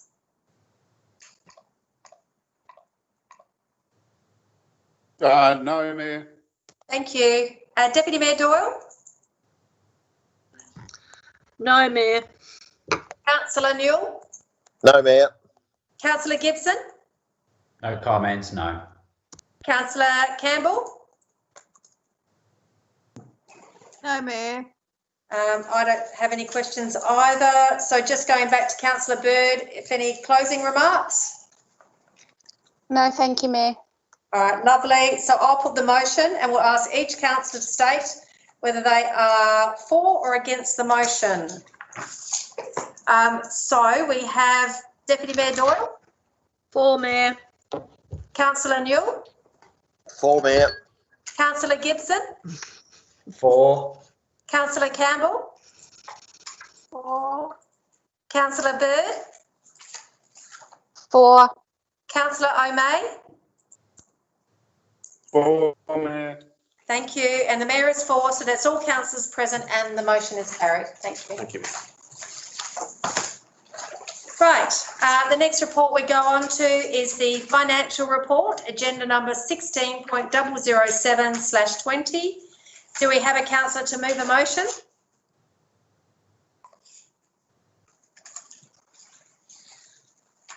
Yes, ma'am. Councillor Newell. Okay, Councillor Newell is moving and I did hear Councillor Doyle call out. So Councillor Doyle, are you happy to second? Yes, Mayor. Thank you very much. Councillor Newell, do you have any opening comments? No, Mayor, I'm happy with the report. Thank you. I'll now ask each councillor to make a comment or give them an opportunity to ask a question. Councillor O'May.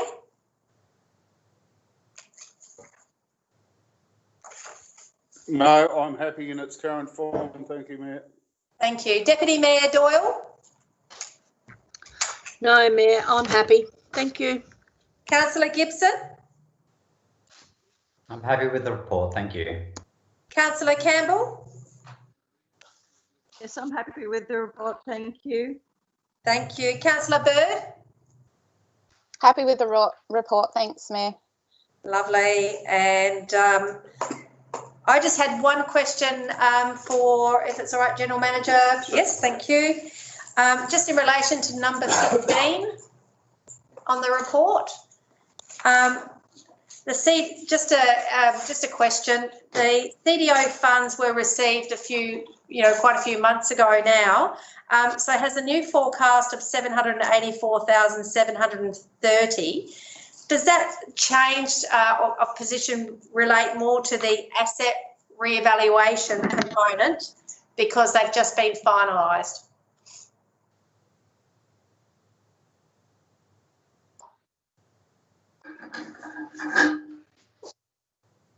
I think it's frozen. Is it?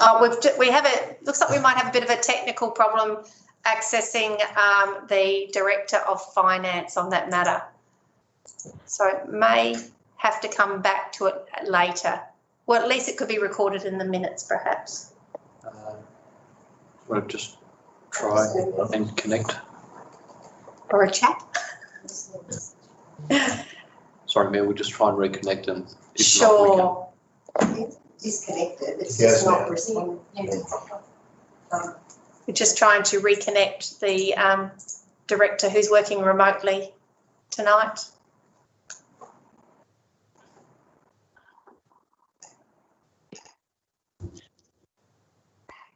Oh, he's back. Wonderful. Okay, there he is. Oh, he's smiling. Okay, we've got him. Wonderful. Welcome back, David. Thank you. Not sure if you heard the question, David. Yes, I did. So I'm happy to answer that. So you might remember last month, Mayor, that we said that we hadn't really had an opportunity to sort of, substantially update the forecast because of all the work we were doing around the COVID thing. Now, we've done that now. So we've had a thorough review of our forecast for the end of the year. And as you've alluded to, we've also examined the depreciation expense with some asset revaluations that we've done. So the sum total of all of those is now forecasting a surplus, an underlying surplus, I should say, at the end of the financial year of 784K. All right, thank you. Thanks for explaining how that became to that new revised amount. So that's great. Thank you. Any closing remarks, Councillor Newell? No, Mayor. Thank you. All right, so I'll put the motion and we'll ask each councillor to state whether they are for or against the motion. Deputy Mayor Doyle. For, Mayor. Councillor Newell. For, Mayor. Councillor Gibson. For. Councillor Campbell. For, thank you, Mayor. Councillor Bird. For, Mayor. Councillor O'May. For, Mayor. And the Mayor is for, so that's all councillors present and the motion is carried. Thank you. We now move to the report titled Adoption of Fees and Charges for the 2020-21 financial year, agenda number 16.008/20. Do we have a councillor to move a motion?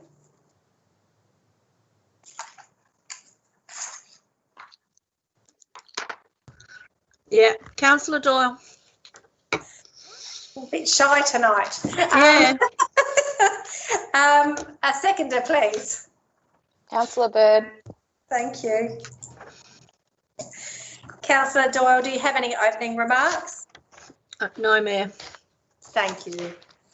Okay, so I'll now ask each councillor to make a comment and also have an opportunity to ask questions. Deputy, no, I'll go to you first. I'll go to Councillor Newell first. No comments, Mayor. Thank you. Councillor Gibson?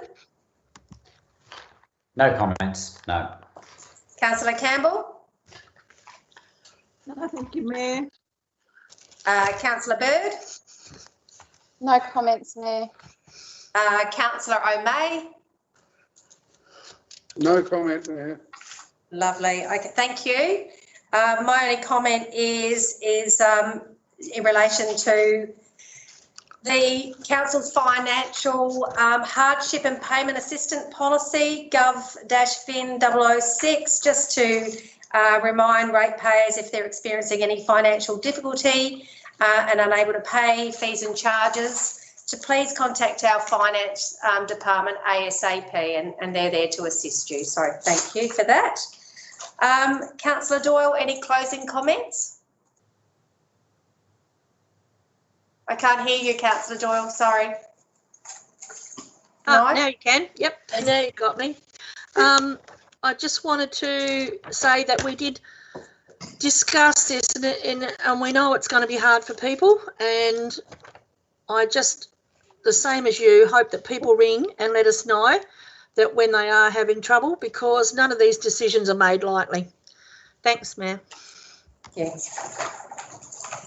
So I will put the motion and we'll ask each councillor to state whether they are for or against the motion. So Deputy Mayor Doyle. For. Councillor Newell. For. Councillor Gibson. For. Councillor Campbell. For, Councillor Bird. For, thank you, Mayor. Councillor O'May. For, Mayor, thank you. And the Mayor is for, so that's all councillors present and the motion is carried. Thank you.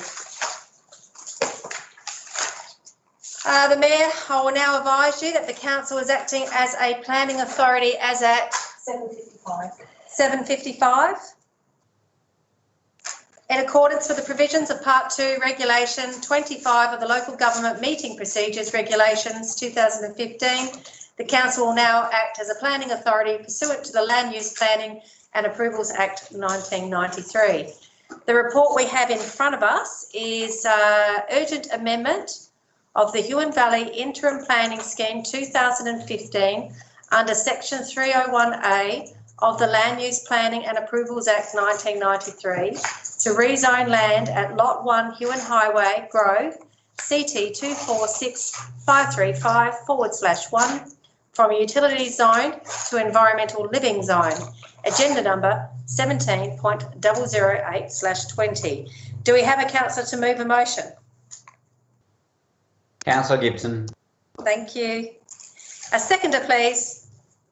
Councillor Bird. Thank you. Councillor Gibson, do you have any opening remarks?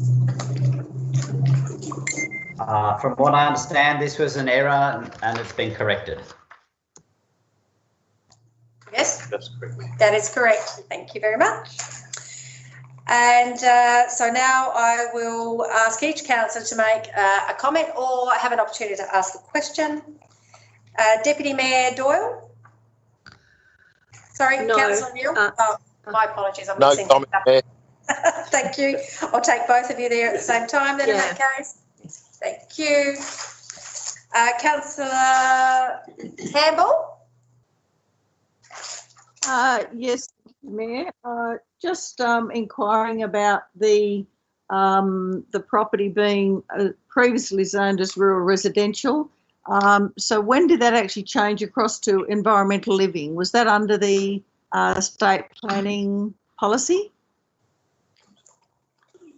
Yeah, I might ask the Director of Environment and Development. So the Director of Environment and Development Services will respond. Thank you. Are you there? Yes, thank you, Mayor. Yeah, so previously the property was zoned as, what was it? It was rural residential.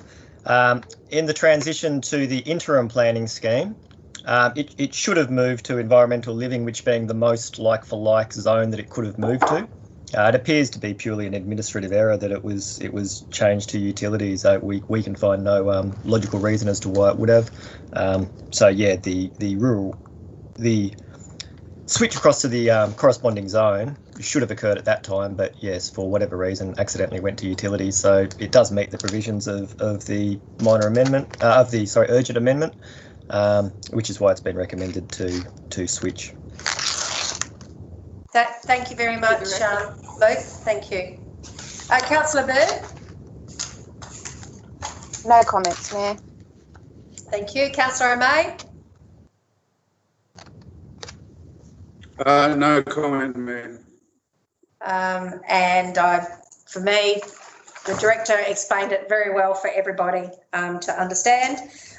So we go back to Councillor Gibson for any closing remarks.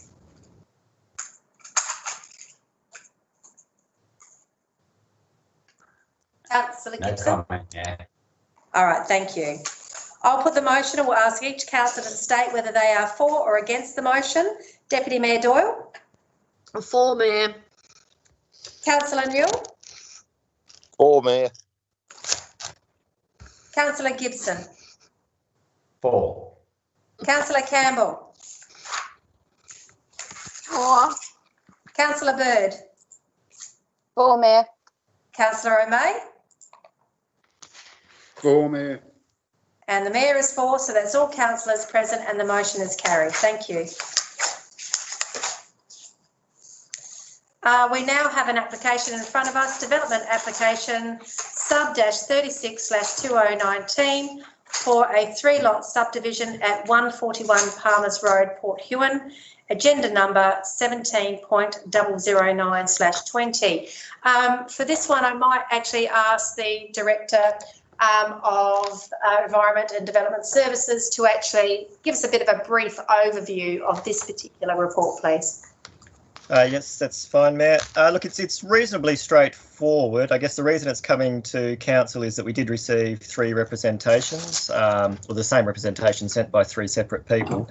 As you can see, their core concern really related to stormwater on the property and the potential of it being discharged into the creek and concerns with potential flooding impacts. As you can see, we have included a condition within the proposed approval to require that the stormwater be detained on the lot for collection in tanks slow dispersion, which should allay any of those concerns.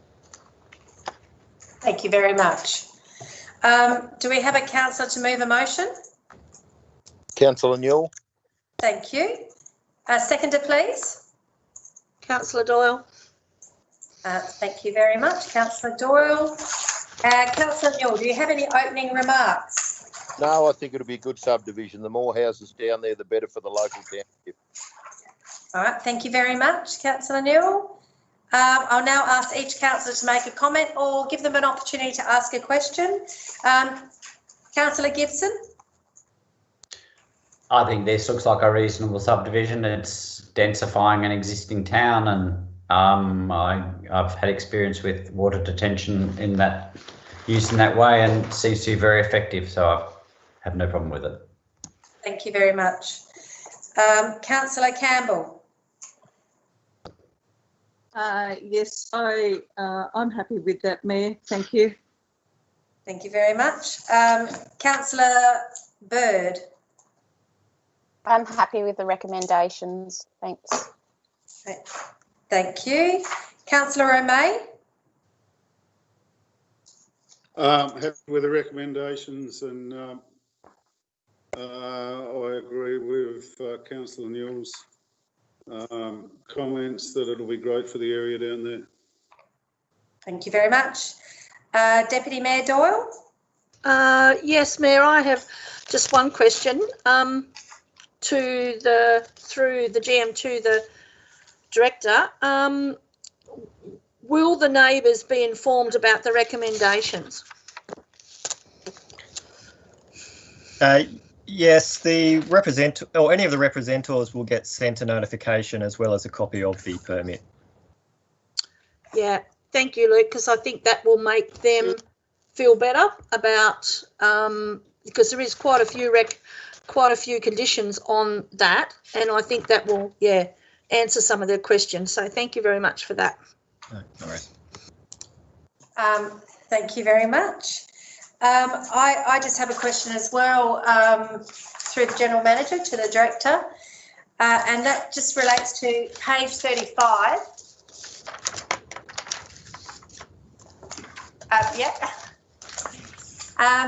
Just the image at the top is the blue P there, isn't it? That's about the 10 metre wide buffer. Is that right? Is that what that illustrates? Sorry, what am I looking at? Yeah, sure. Sorry, Luke. Page 35 of the actual report, not the attachment, but the actual report. It actually has an image at the top that talks about the Waterway and Coastal Protection Code overlay. Trying to find the page that you're referencing. Oh, I know what's happened because I marked that one. It's on yours. Sorry. Image 3, subject property 141 Palmer's West. Okay, we're just going to give you another number. Or it's page 34 in the attachment. There you go. The stamp. Okay. Yes. We'll go for that one. Yeah. So we're looking at the blue hashed line through there? Yeah. So I was looking at it in the actual report, which is a smaller version. And is that the 10 metre buffer or? I believe that is the Waterway Code area. Okay. Yes, it is. It's the Waterway Coastal Protection Area. That's what it is. So the 10 metre buffer, would that be? Is that off that blue line? Not quite sure what you're referring to there, but the Waterway Code itself would be from the waterway. So that is the buffer, if you know what I mean. Oh, the, it is. The hashed area. Okay, that's what I wanted to confirm. Yeah. Was it within that blue area was the 10-metre buffer? That's what I wanted to confirm. No, that's right. And those building lots are only provided there as indicative, just to demonstrate that it's possible. They're not not necessarily the building blocks. We'd have to wait for a DA to see that. Yeah. Yeah, exactly. Thank you for confirming that. I appreciate that. That's okay. Councillor Neal, do you have any closing comments? No comments, Mayor. Thank you. I'll put the motion. We'll ask each councillor to state whether they are for or against the motion. Deputy Mayor Doyle. For. Councillor Neal. For. Councillor Gibson. For. Councillor Campbell. For. Councillor Bird. For. Councillor O'May. For, Mayor. And the Mayor is for, so that's all councillors present and the motion is carried. Thank you. And thank you, Director, for giving us an overview of that report. So I now advise that the council is no longer acting as a planning authority as at 8:06 p.m. Thank you. We now move on to report the 2020 Natural Resource Management Environment Grant Program Assessment Outcome. The agenda number is 17.010/20. Do we have a councillor to move a motion? Councillor Gibson. Thank you, Councillor Gibson. A seconder, please. Councillor Doyle. Thank you, Councillor Doyle. And Councillor Gibson, do you have any opening remarks? No, I think this is it's all good. Great, thank you. I'll now ask each councillor to make a comment or give them an opportunity to ask questions. Councillor Campbell. No comment, thanks, Mayor. Councillor Bird. I'd just like to say congratulations to the 2 groups that have received the grant. Well done. Thank you. Councillor O'May.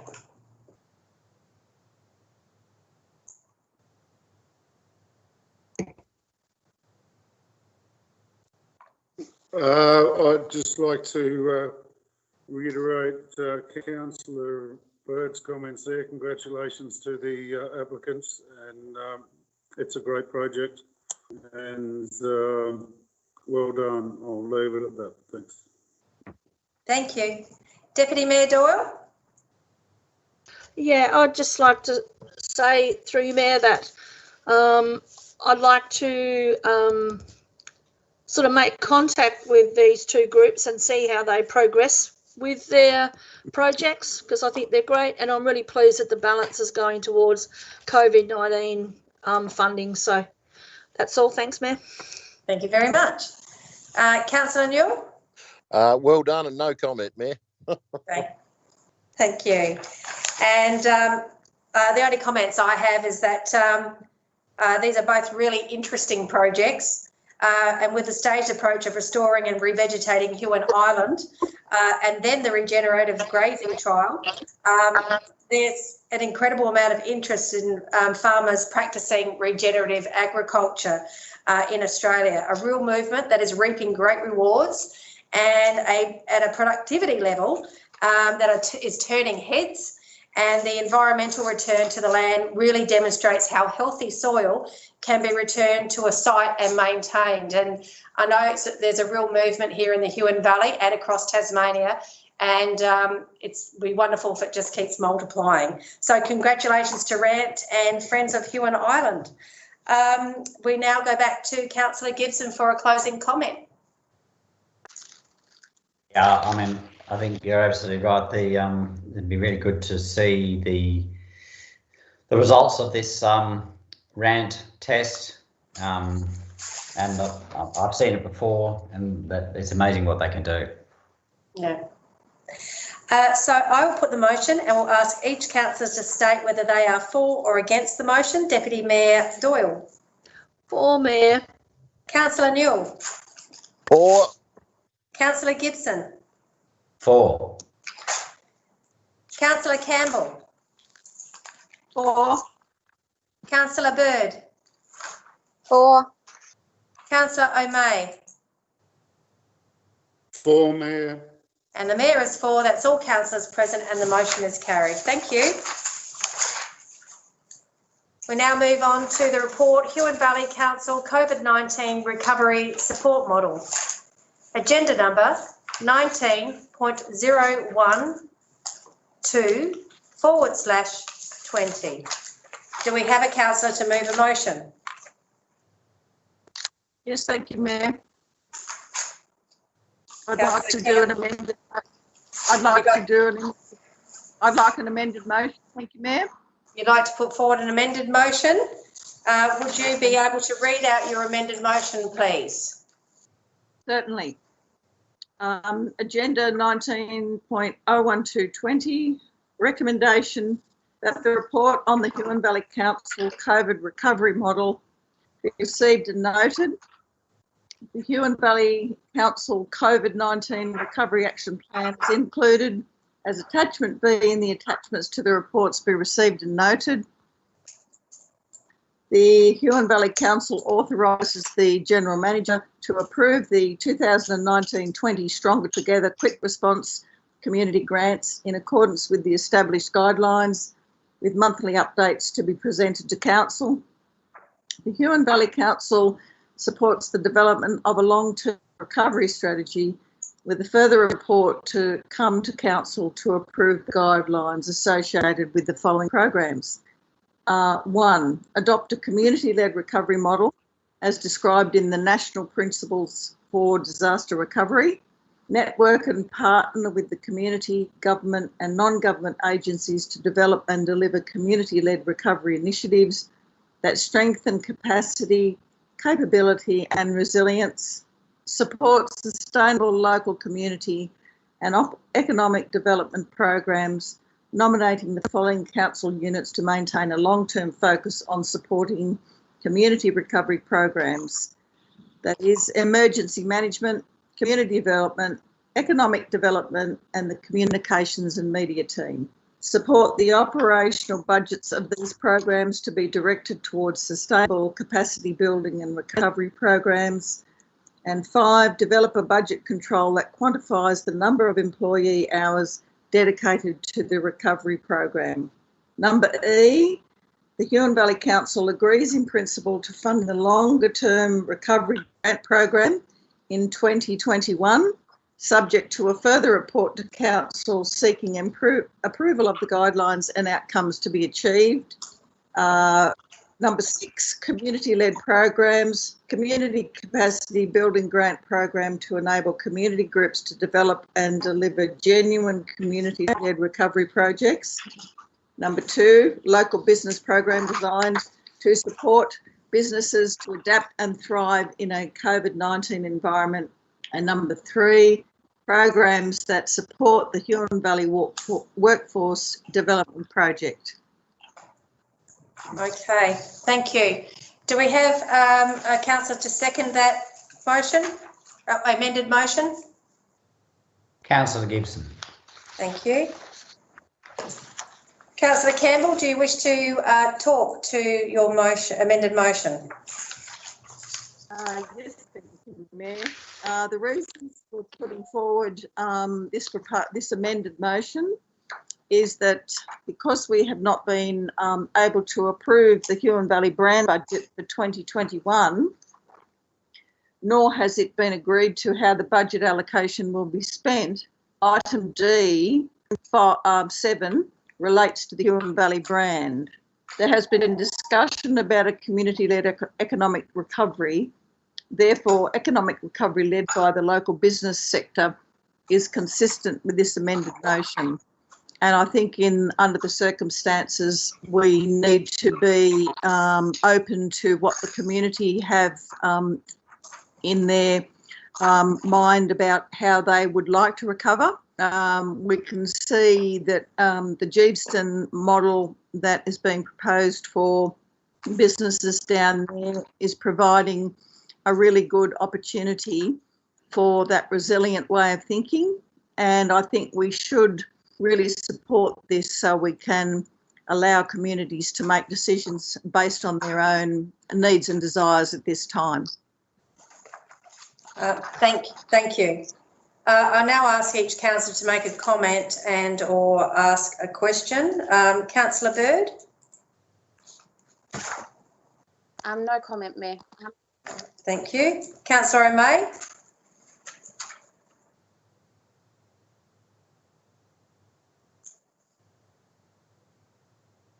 No comment, Mayor.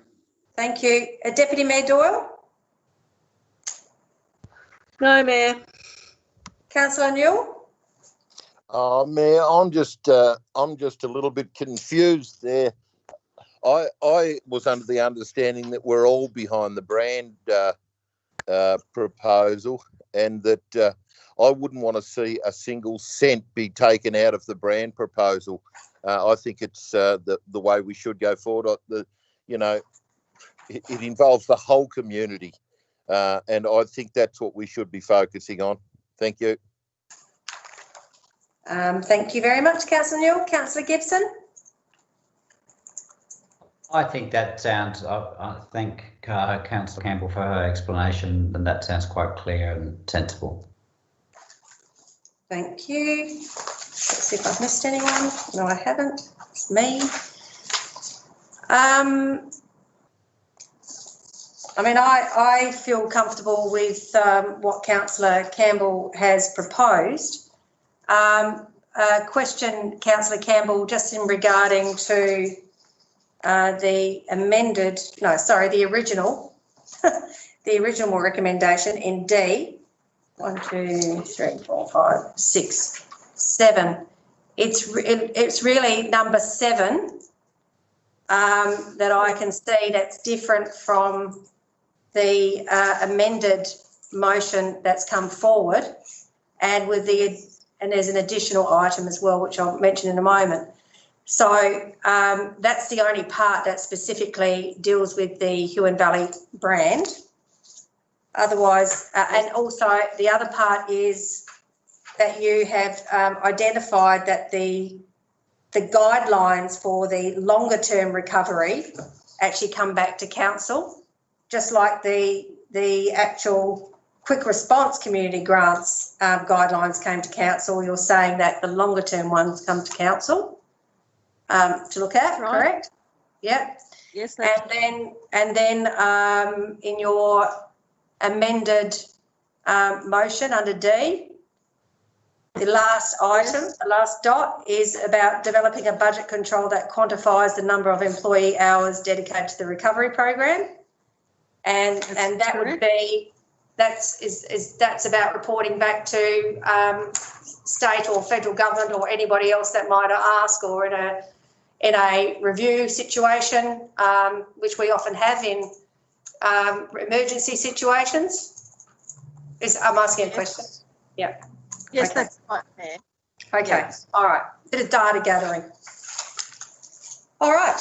Okay. I don't have any further questions. So, Councillor Campbell, do you have any closing statements? I'd just like to say, Mayor, that this is an opportunity for us to, work with the staff and work through this, this difficult time. The brand in itself has got a lot of merit. At the moment, though, we're in a recovery situation, and we've got to take advantage of how we move forward. And I think using the staff with, their skills will provide us with the opportunity to, because they're the ones that take on that, like if you look at number 3 under D, the whole idea is the emergency management community development. We're including all the staff in that. It's not, it's only takes time that the brand is basically, we just haven't made a decision on that. And we look forward to having the opportunity to talk about that further. But for the time being, for this motion, I just think it's important that we focus on, what we need to do before we decide on the brand. Okay. All right. Thank you. And just if you could give me a moment, that when you're talking about the brand, what you said was about not approving, the budget gets approved in the 2021 June meeting and the activities. Yeah, okay, all right. Okay, so we'll go, I'll put the motion and we'll ask each councillor to state whether they are for or against the motion. Deputy Mayor Doyle? Against, Mayor. Councillor Newell? Against, Mayor. Councillor Gibson? For, Mayor. Councillor Campbell? For. Councillor Bird? For, Mayor. Councillor O'May? I'm against, Mayor. And the Mayor is for. So that's 1, 2, 3, 4. There are 4 for the motion and there are 3 against the motion. So that is carried. Thank you.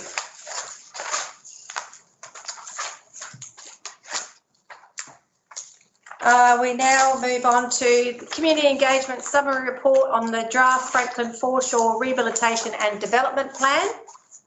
Agenda number 19.013/20. Do we have a councillor to move a motion? Yes, ma'am. Thank you. Councillor Campbell, thank you. A seconder, please. Yes, ma'am. Thank you, Deputy Mayor Doyle. Councillor Campbell, do you have any opening remarks? Thank you, Mayor. Look, I think it's a wonderful opportunity to really regenerate and reimagine, you know, the foreshore for the Huon Valley. I think it's our most wonderful asset, and I think just listening to opportunities here, it can draw in, you know, the most likely what I believe will be not only community opportunities, but certainly tourism, and that ties in, I think, with the idea that, you know, interstate tourists will have probably a different focus. So I'm very happy because I think we can, out of this, we can actually look at beautification of the marina area, the construction of pontoons, and giving access to all those pristine areas on the Huon River. So I'm very happy with it. Thank you, Mayor. Thank you. We will, I'd now like to ask each councillor whether they have a comment to make or would like to ask some questions. Councillor Bird. Yes, thank you, Mayor. I'd just like to say thank you to the staff for the work they've done on engaging the community in Franklin and the stakeholders to bring this to the draft form. I know there's a lot of work that's been involved back and forth, you know, getting this right. So I really appreciate it. Thank you. Councillor O'May.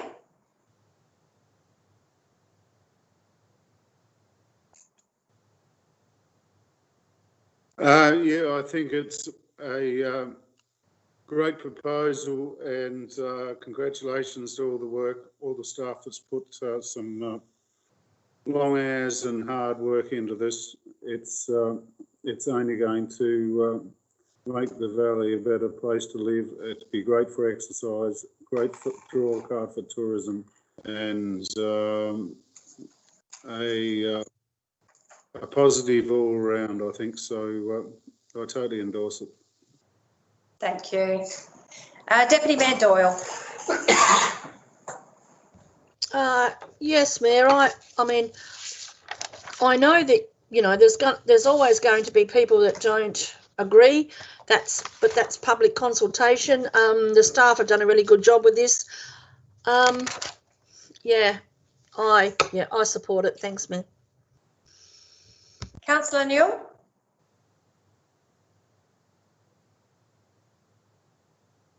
Yeah, look, I support it, Mayor. I must say I've had a couple of people not happy that apparently the bike track's going to go.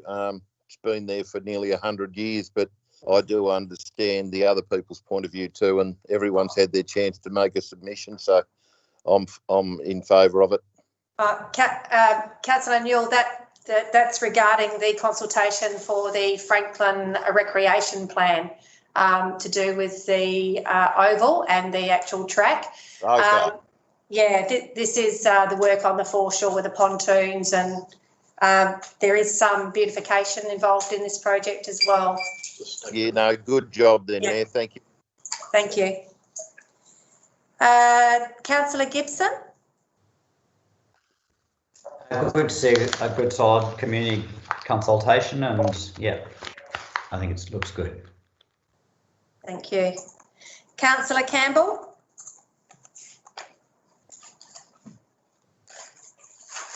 Mayor, just reiterating what I said before about. Sorry, the, sorry, my apologies. I've just been reminded by the General Manager that actually you're doing the closing comment. Yeah, Councillor Doyle does have a question though. Yeah, okay. Councillor Doyle does have a question though, I believe. Yes, Mayor, I do. I can't remember what the go was with the cartilla. Does that interrupt with these workings? Is that going to hinder, or will it be moved on? Mayor, as far as we know, the cartilla is to be moved on once the COVID restrictions are lifted. That's the last report we've had back from the Cartilla Trust. But the works can continue on because this is actually part of the state government grant that we received when the Liberals were elected in 2017. And so this is actually implementing that grant. But yes, the cartilla, they've indicated it will move on once COVID restrictions are lifted. Thank you, Mayor. That's all. Thank you. Thank you. So I do have a couple of comments to make. So reading the various responses, and I also thank the staff. It has been a long process, long drawn out process, and it was great that a decision was made to go back out to the broader community as well, not just the stakeholders that were involved. So reading the various responses from the public engagement process, I certainly found that there was quite a few that did not support the toilet block. Less that specifically said they supported a toilet block, and many that said they were happy with the actual plan, but not necessarily any dialogue about what they liked about the plan, which was, if you're listening out there, it's really nice to actually have details of why you like a plan as well. It helps us when we're making decisions. But yeah, then their list of priorities regarding the elements in the plan rated the public toilet as the least important asset to them, which therefore meant that it was the lowest priority within the entire project. When reading the report, I felt that the original objective of the budget bid had now incorporated the toilet, and with emphasis on the need for a public toilet because of a new project, being the Huonville to Franklin shared pathway, which we're all very passionate about, and we had the greatest return on interest on that particular engagement. Something that we don't have funding for, nor at this timeline. I don't want to confuse the two projects, I suppose, which have different goals and outcomes to be achieved. And in addition to this, there was some feedback about council investing in assets and beautification in front of the evaporator sheds. It wasn't a lot of feedback, but it got me thinking, I must admit. Highlighting that any work done in that particular area may need to be pulled up in the future to accommodate a new development, either in the water or on the land, suggesting that there was possible rework and how we would need to consider the decisions we make now and how soon we might have to change what we've put in there, just to be really considerate of that. And based on the feedback, I'm actually not supportive of the toilet block being in this particular project, nor do I support the investment of, these are often concept proposed drawings, and I'm very conscious of that, but putting, say, for example, 3 park benches within the full length of the evaporator sheds Vegetation, yeah, I can understand. So that was my comments on it. If we can go to Councillor Campbell for a closing remark, please. Thank you, Mayor. I must say that I had my reservations about the public toilet. I think that we do have public toilets around Franklin, and if it's not necessary to include that, you know, I prefer to see it spent elsewhere. I mean, particularly with if we can maximise any grant that we get and use it for other purposes. But I think to actually put in extra public toilets when most likely, well, it was the least it got the least response. So I think we have to listen to that. And apart from that, the other recommendation is good, but I'd like to see that public toilet reconsidered. Okay, so I'm just going to refer to the General Manager at this point because I want to be able to assist the staff in this process. Is it okay if I ask the councillors at this point about their position on that matter? So I know that we've had a closing remark, that's all that I'm conscious of for process. Sorry, Mayor, I'm just contemplating the effect of paragraph C. Yeah, I was about, can I just add, Mayor, this is, what the recommendation here tonight is adopting it subject to obviously approval from the funding body as well. So we still need to request the formal variation from the funding body based on this engagement information as well. Mm-hmm. So the intention is to provide the revised plan along with that engagement. If they come back and say, yes, they're supportive of that concept, we still would undertake further engagement on the toilet location, design, all of that as a separate element, as well as the landscaping, which is something that we've noted about, particularly the evaporator site. The option of what type of landscaping and things that will be carried out in front of there is all part of a landscaping plan that still needs to be done. Yeah. So with the way that C stands, because it's using the words subject to the final approval. Undertakes further engagement. Yeah. And undertake for final designs and implementation. So it does sound like the public toilets is a done deal because we're going back to the government. Concept. That's right. We're including that in there.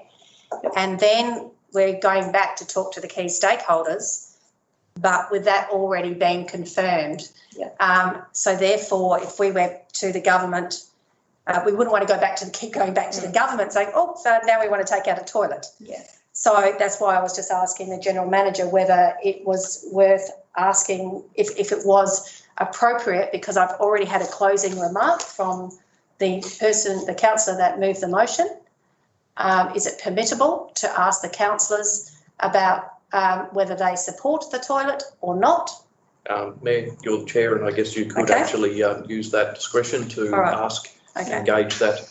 All right. I think we need to, only because we don't want to dilly-dally the government around in this process. So I'm just going to go through. So the question to my fellow councillors is, do you want to see a toilet written into this recommendation, or do you want it removed? And that's what you'll be basing your vote on at the end. So Deputy Mayor Doyle. I support the second toilet. You support the toilet? Yes, please. Thank you. Councillor Newell. Yeah, I support the toilet for sure, Mayor. There's not one within Bulls Roar. There is one at the sporting club, but anyway. Yeah, that's a long way away. It was brought up in the consultation. That's all I'm saying, referring to. Councillor Gibson. We need to do a discussion on it. Councillor Gibson, do you support or not the toilet? Oh, I don't really know. It's typical. Yeah, no, I will support the toilet, I think. Thank you. Thank you. Councillor Bird. Yes, Mayor, I support the toilet. Thank you. Thank you. I know it sounds like a very funny response, doesn't it? Councillor O'May.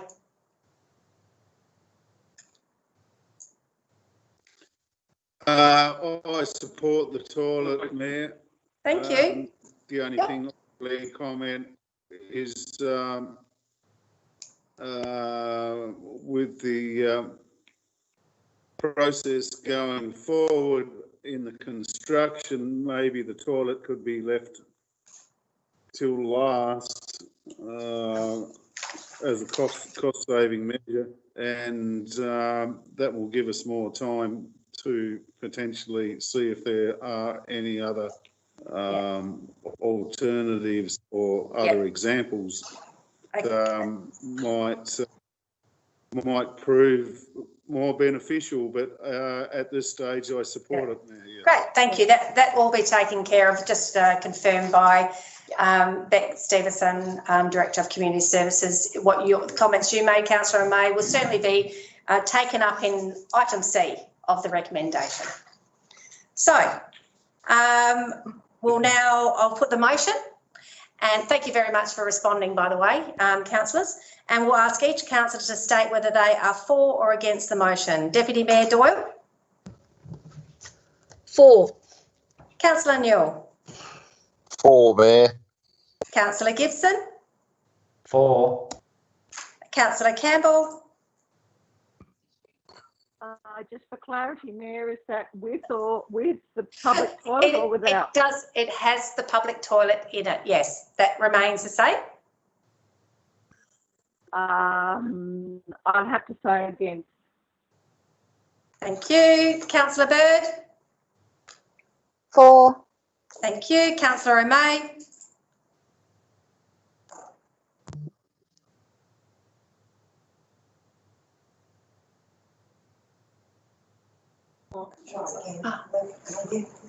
Councillor, Sorry, I'm having trouble button here. Yes, I am for, Mayor. For, thank you very much. And the Mayor is against. So that's 1, 2, 3, 4, 5 for and 2 against, and the motion is carried. Thank you.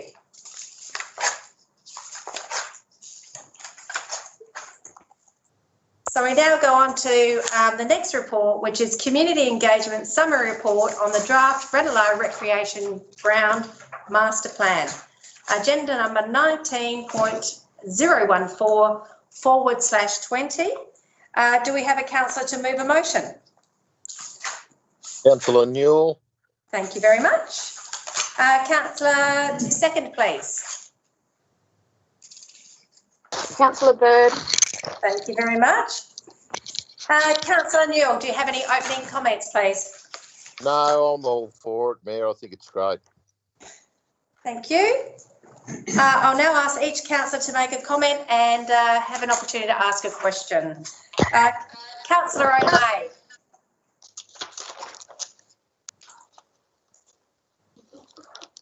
No questions, Mayor. I find it good in its entirety. You, Deputy Mayor Doyle? Yeah, through you, Mayor. I mean, I'm totally in agreement with all the work that's been done on this. I do know that there is still a little bit of working out to do with a couple of the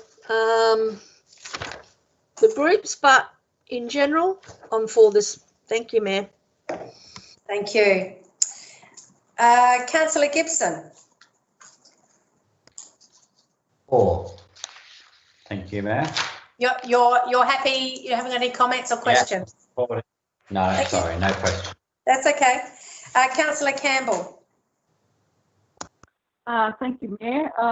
Yes, just listening to the Director of Community Services the other day and the issues that, become problematic with something like this. I mean, it's got a wonderful history. At the end of the day, the amount of work that the Huon Agricultural Show have done and the way in which they've been able to get funding has been just so amazing, really. And we really need this to continue on in its current form.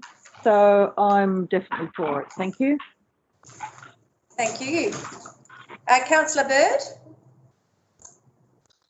Yes, thank you, Mayor. I know that this hasn't been easy to get to this point because it's such a a large, diverse groups that use the Ranelagh ground, and I know it's taken quite a bit of consultation, and I know that you guys will keep working on that. But yeah, I'm really happy with the work that's gone into it, and I hope that we can, I guess, get the best agreement possible, or as is possible, with all the groups' input. Certainly work towards that. Yeah, thank you. Thanks, Councillor Bird. It certainly appears that from the feedback, most people were in support of the plan. There were comments about wanting to be more visionary, but I believe that will come about as a result of the continued conversations and the opportunities that present themselves because of because simply how the land is used now anyway. But also it's fantastic that, and you're right, it's been a long journey for our council officers, and who have tried to keep as many stakeholders happy as possible, and certainly have had their voices heard. I've been very lucky that I've been on that particular committee, and it is very much a chairing that meeting. Everybody really does have an equal say, and very valued. I know they're very valued. So the fact that we actually have a plan will make it so much easier for us as council to work with stakeholders for when there's grant opportunities, because those assets are now identified, and it makes it so much easier for us to come together. And local government's not always the one that can apply for grants. Sometimes it is community groups or ag societies. So as long as we've got a plan and all the assets are identified, we can work together on those things. So that's great. And so thank you to the staff and for all that. Councillor Newell, do you have any closing comments? Did we get a Councillor May? Oh, sorry, didn't? Yeah, we did, yeah. It's all right, we just had a, we thought we had an administration moment there, but we're fine. Councillor Newell, no comment? No. Thank you. I'll put the motion and we'll ask each councillor to state whether they are for or against the motion. Deputy Mayor Doyle. For, Mayor. Councillor Newell. For. Councillor Gibson. For. Councillor Campbell. For. Councillor Bird. For. Councillor O'May. For, Mayor. Yep, and the Mayor is for. Oh. The Mayor is for, and so that's all councillors present, and the motion is carried. Thank you. So it comes to that time of the evening where we bid farewell to those that are watching us this evening and watching the council meeting. And we thank you very much for making the effort to watch us this evening, and look forward to coming into your homes next month. So see you then. Thank you.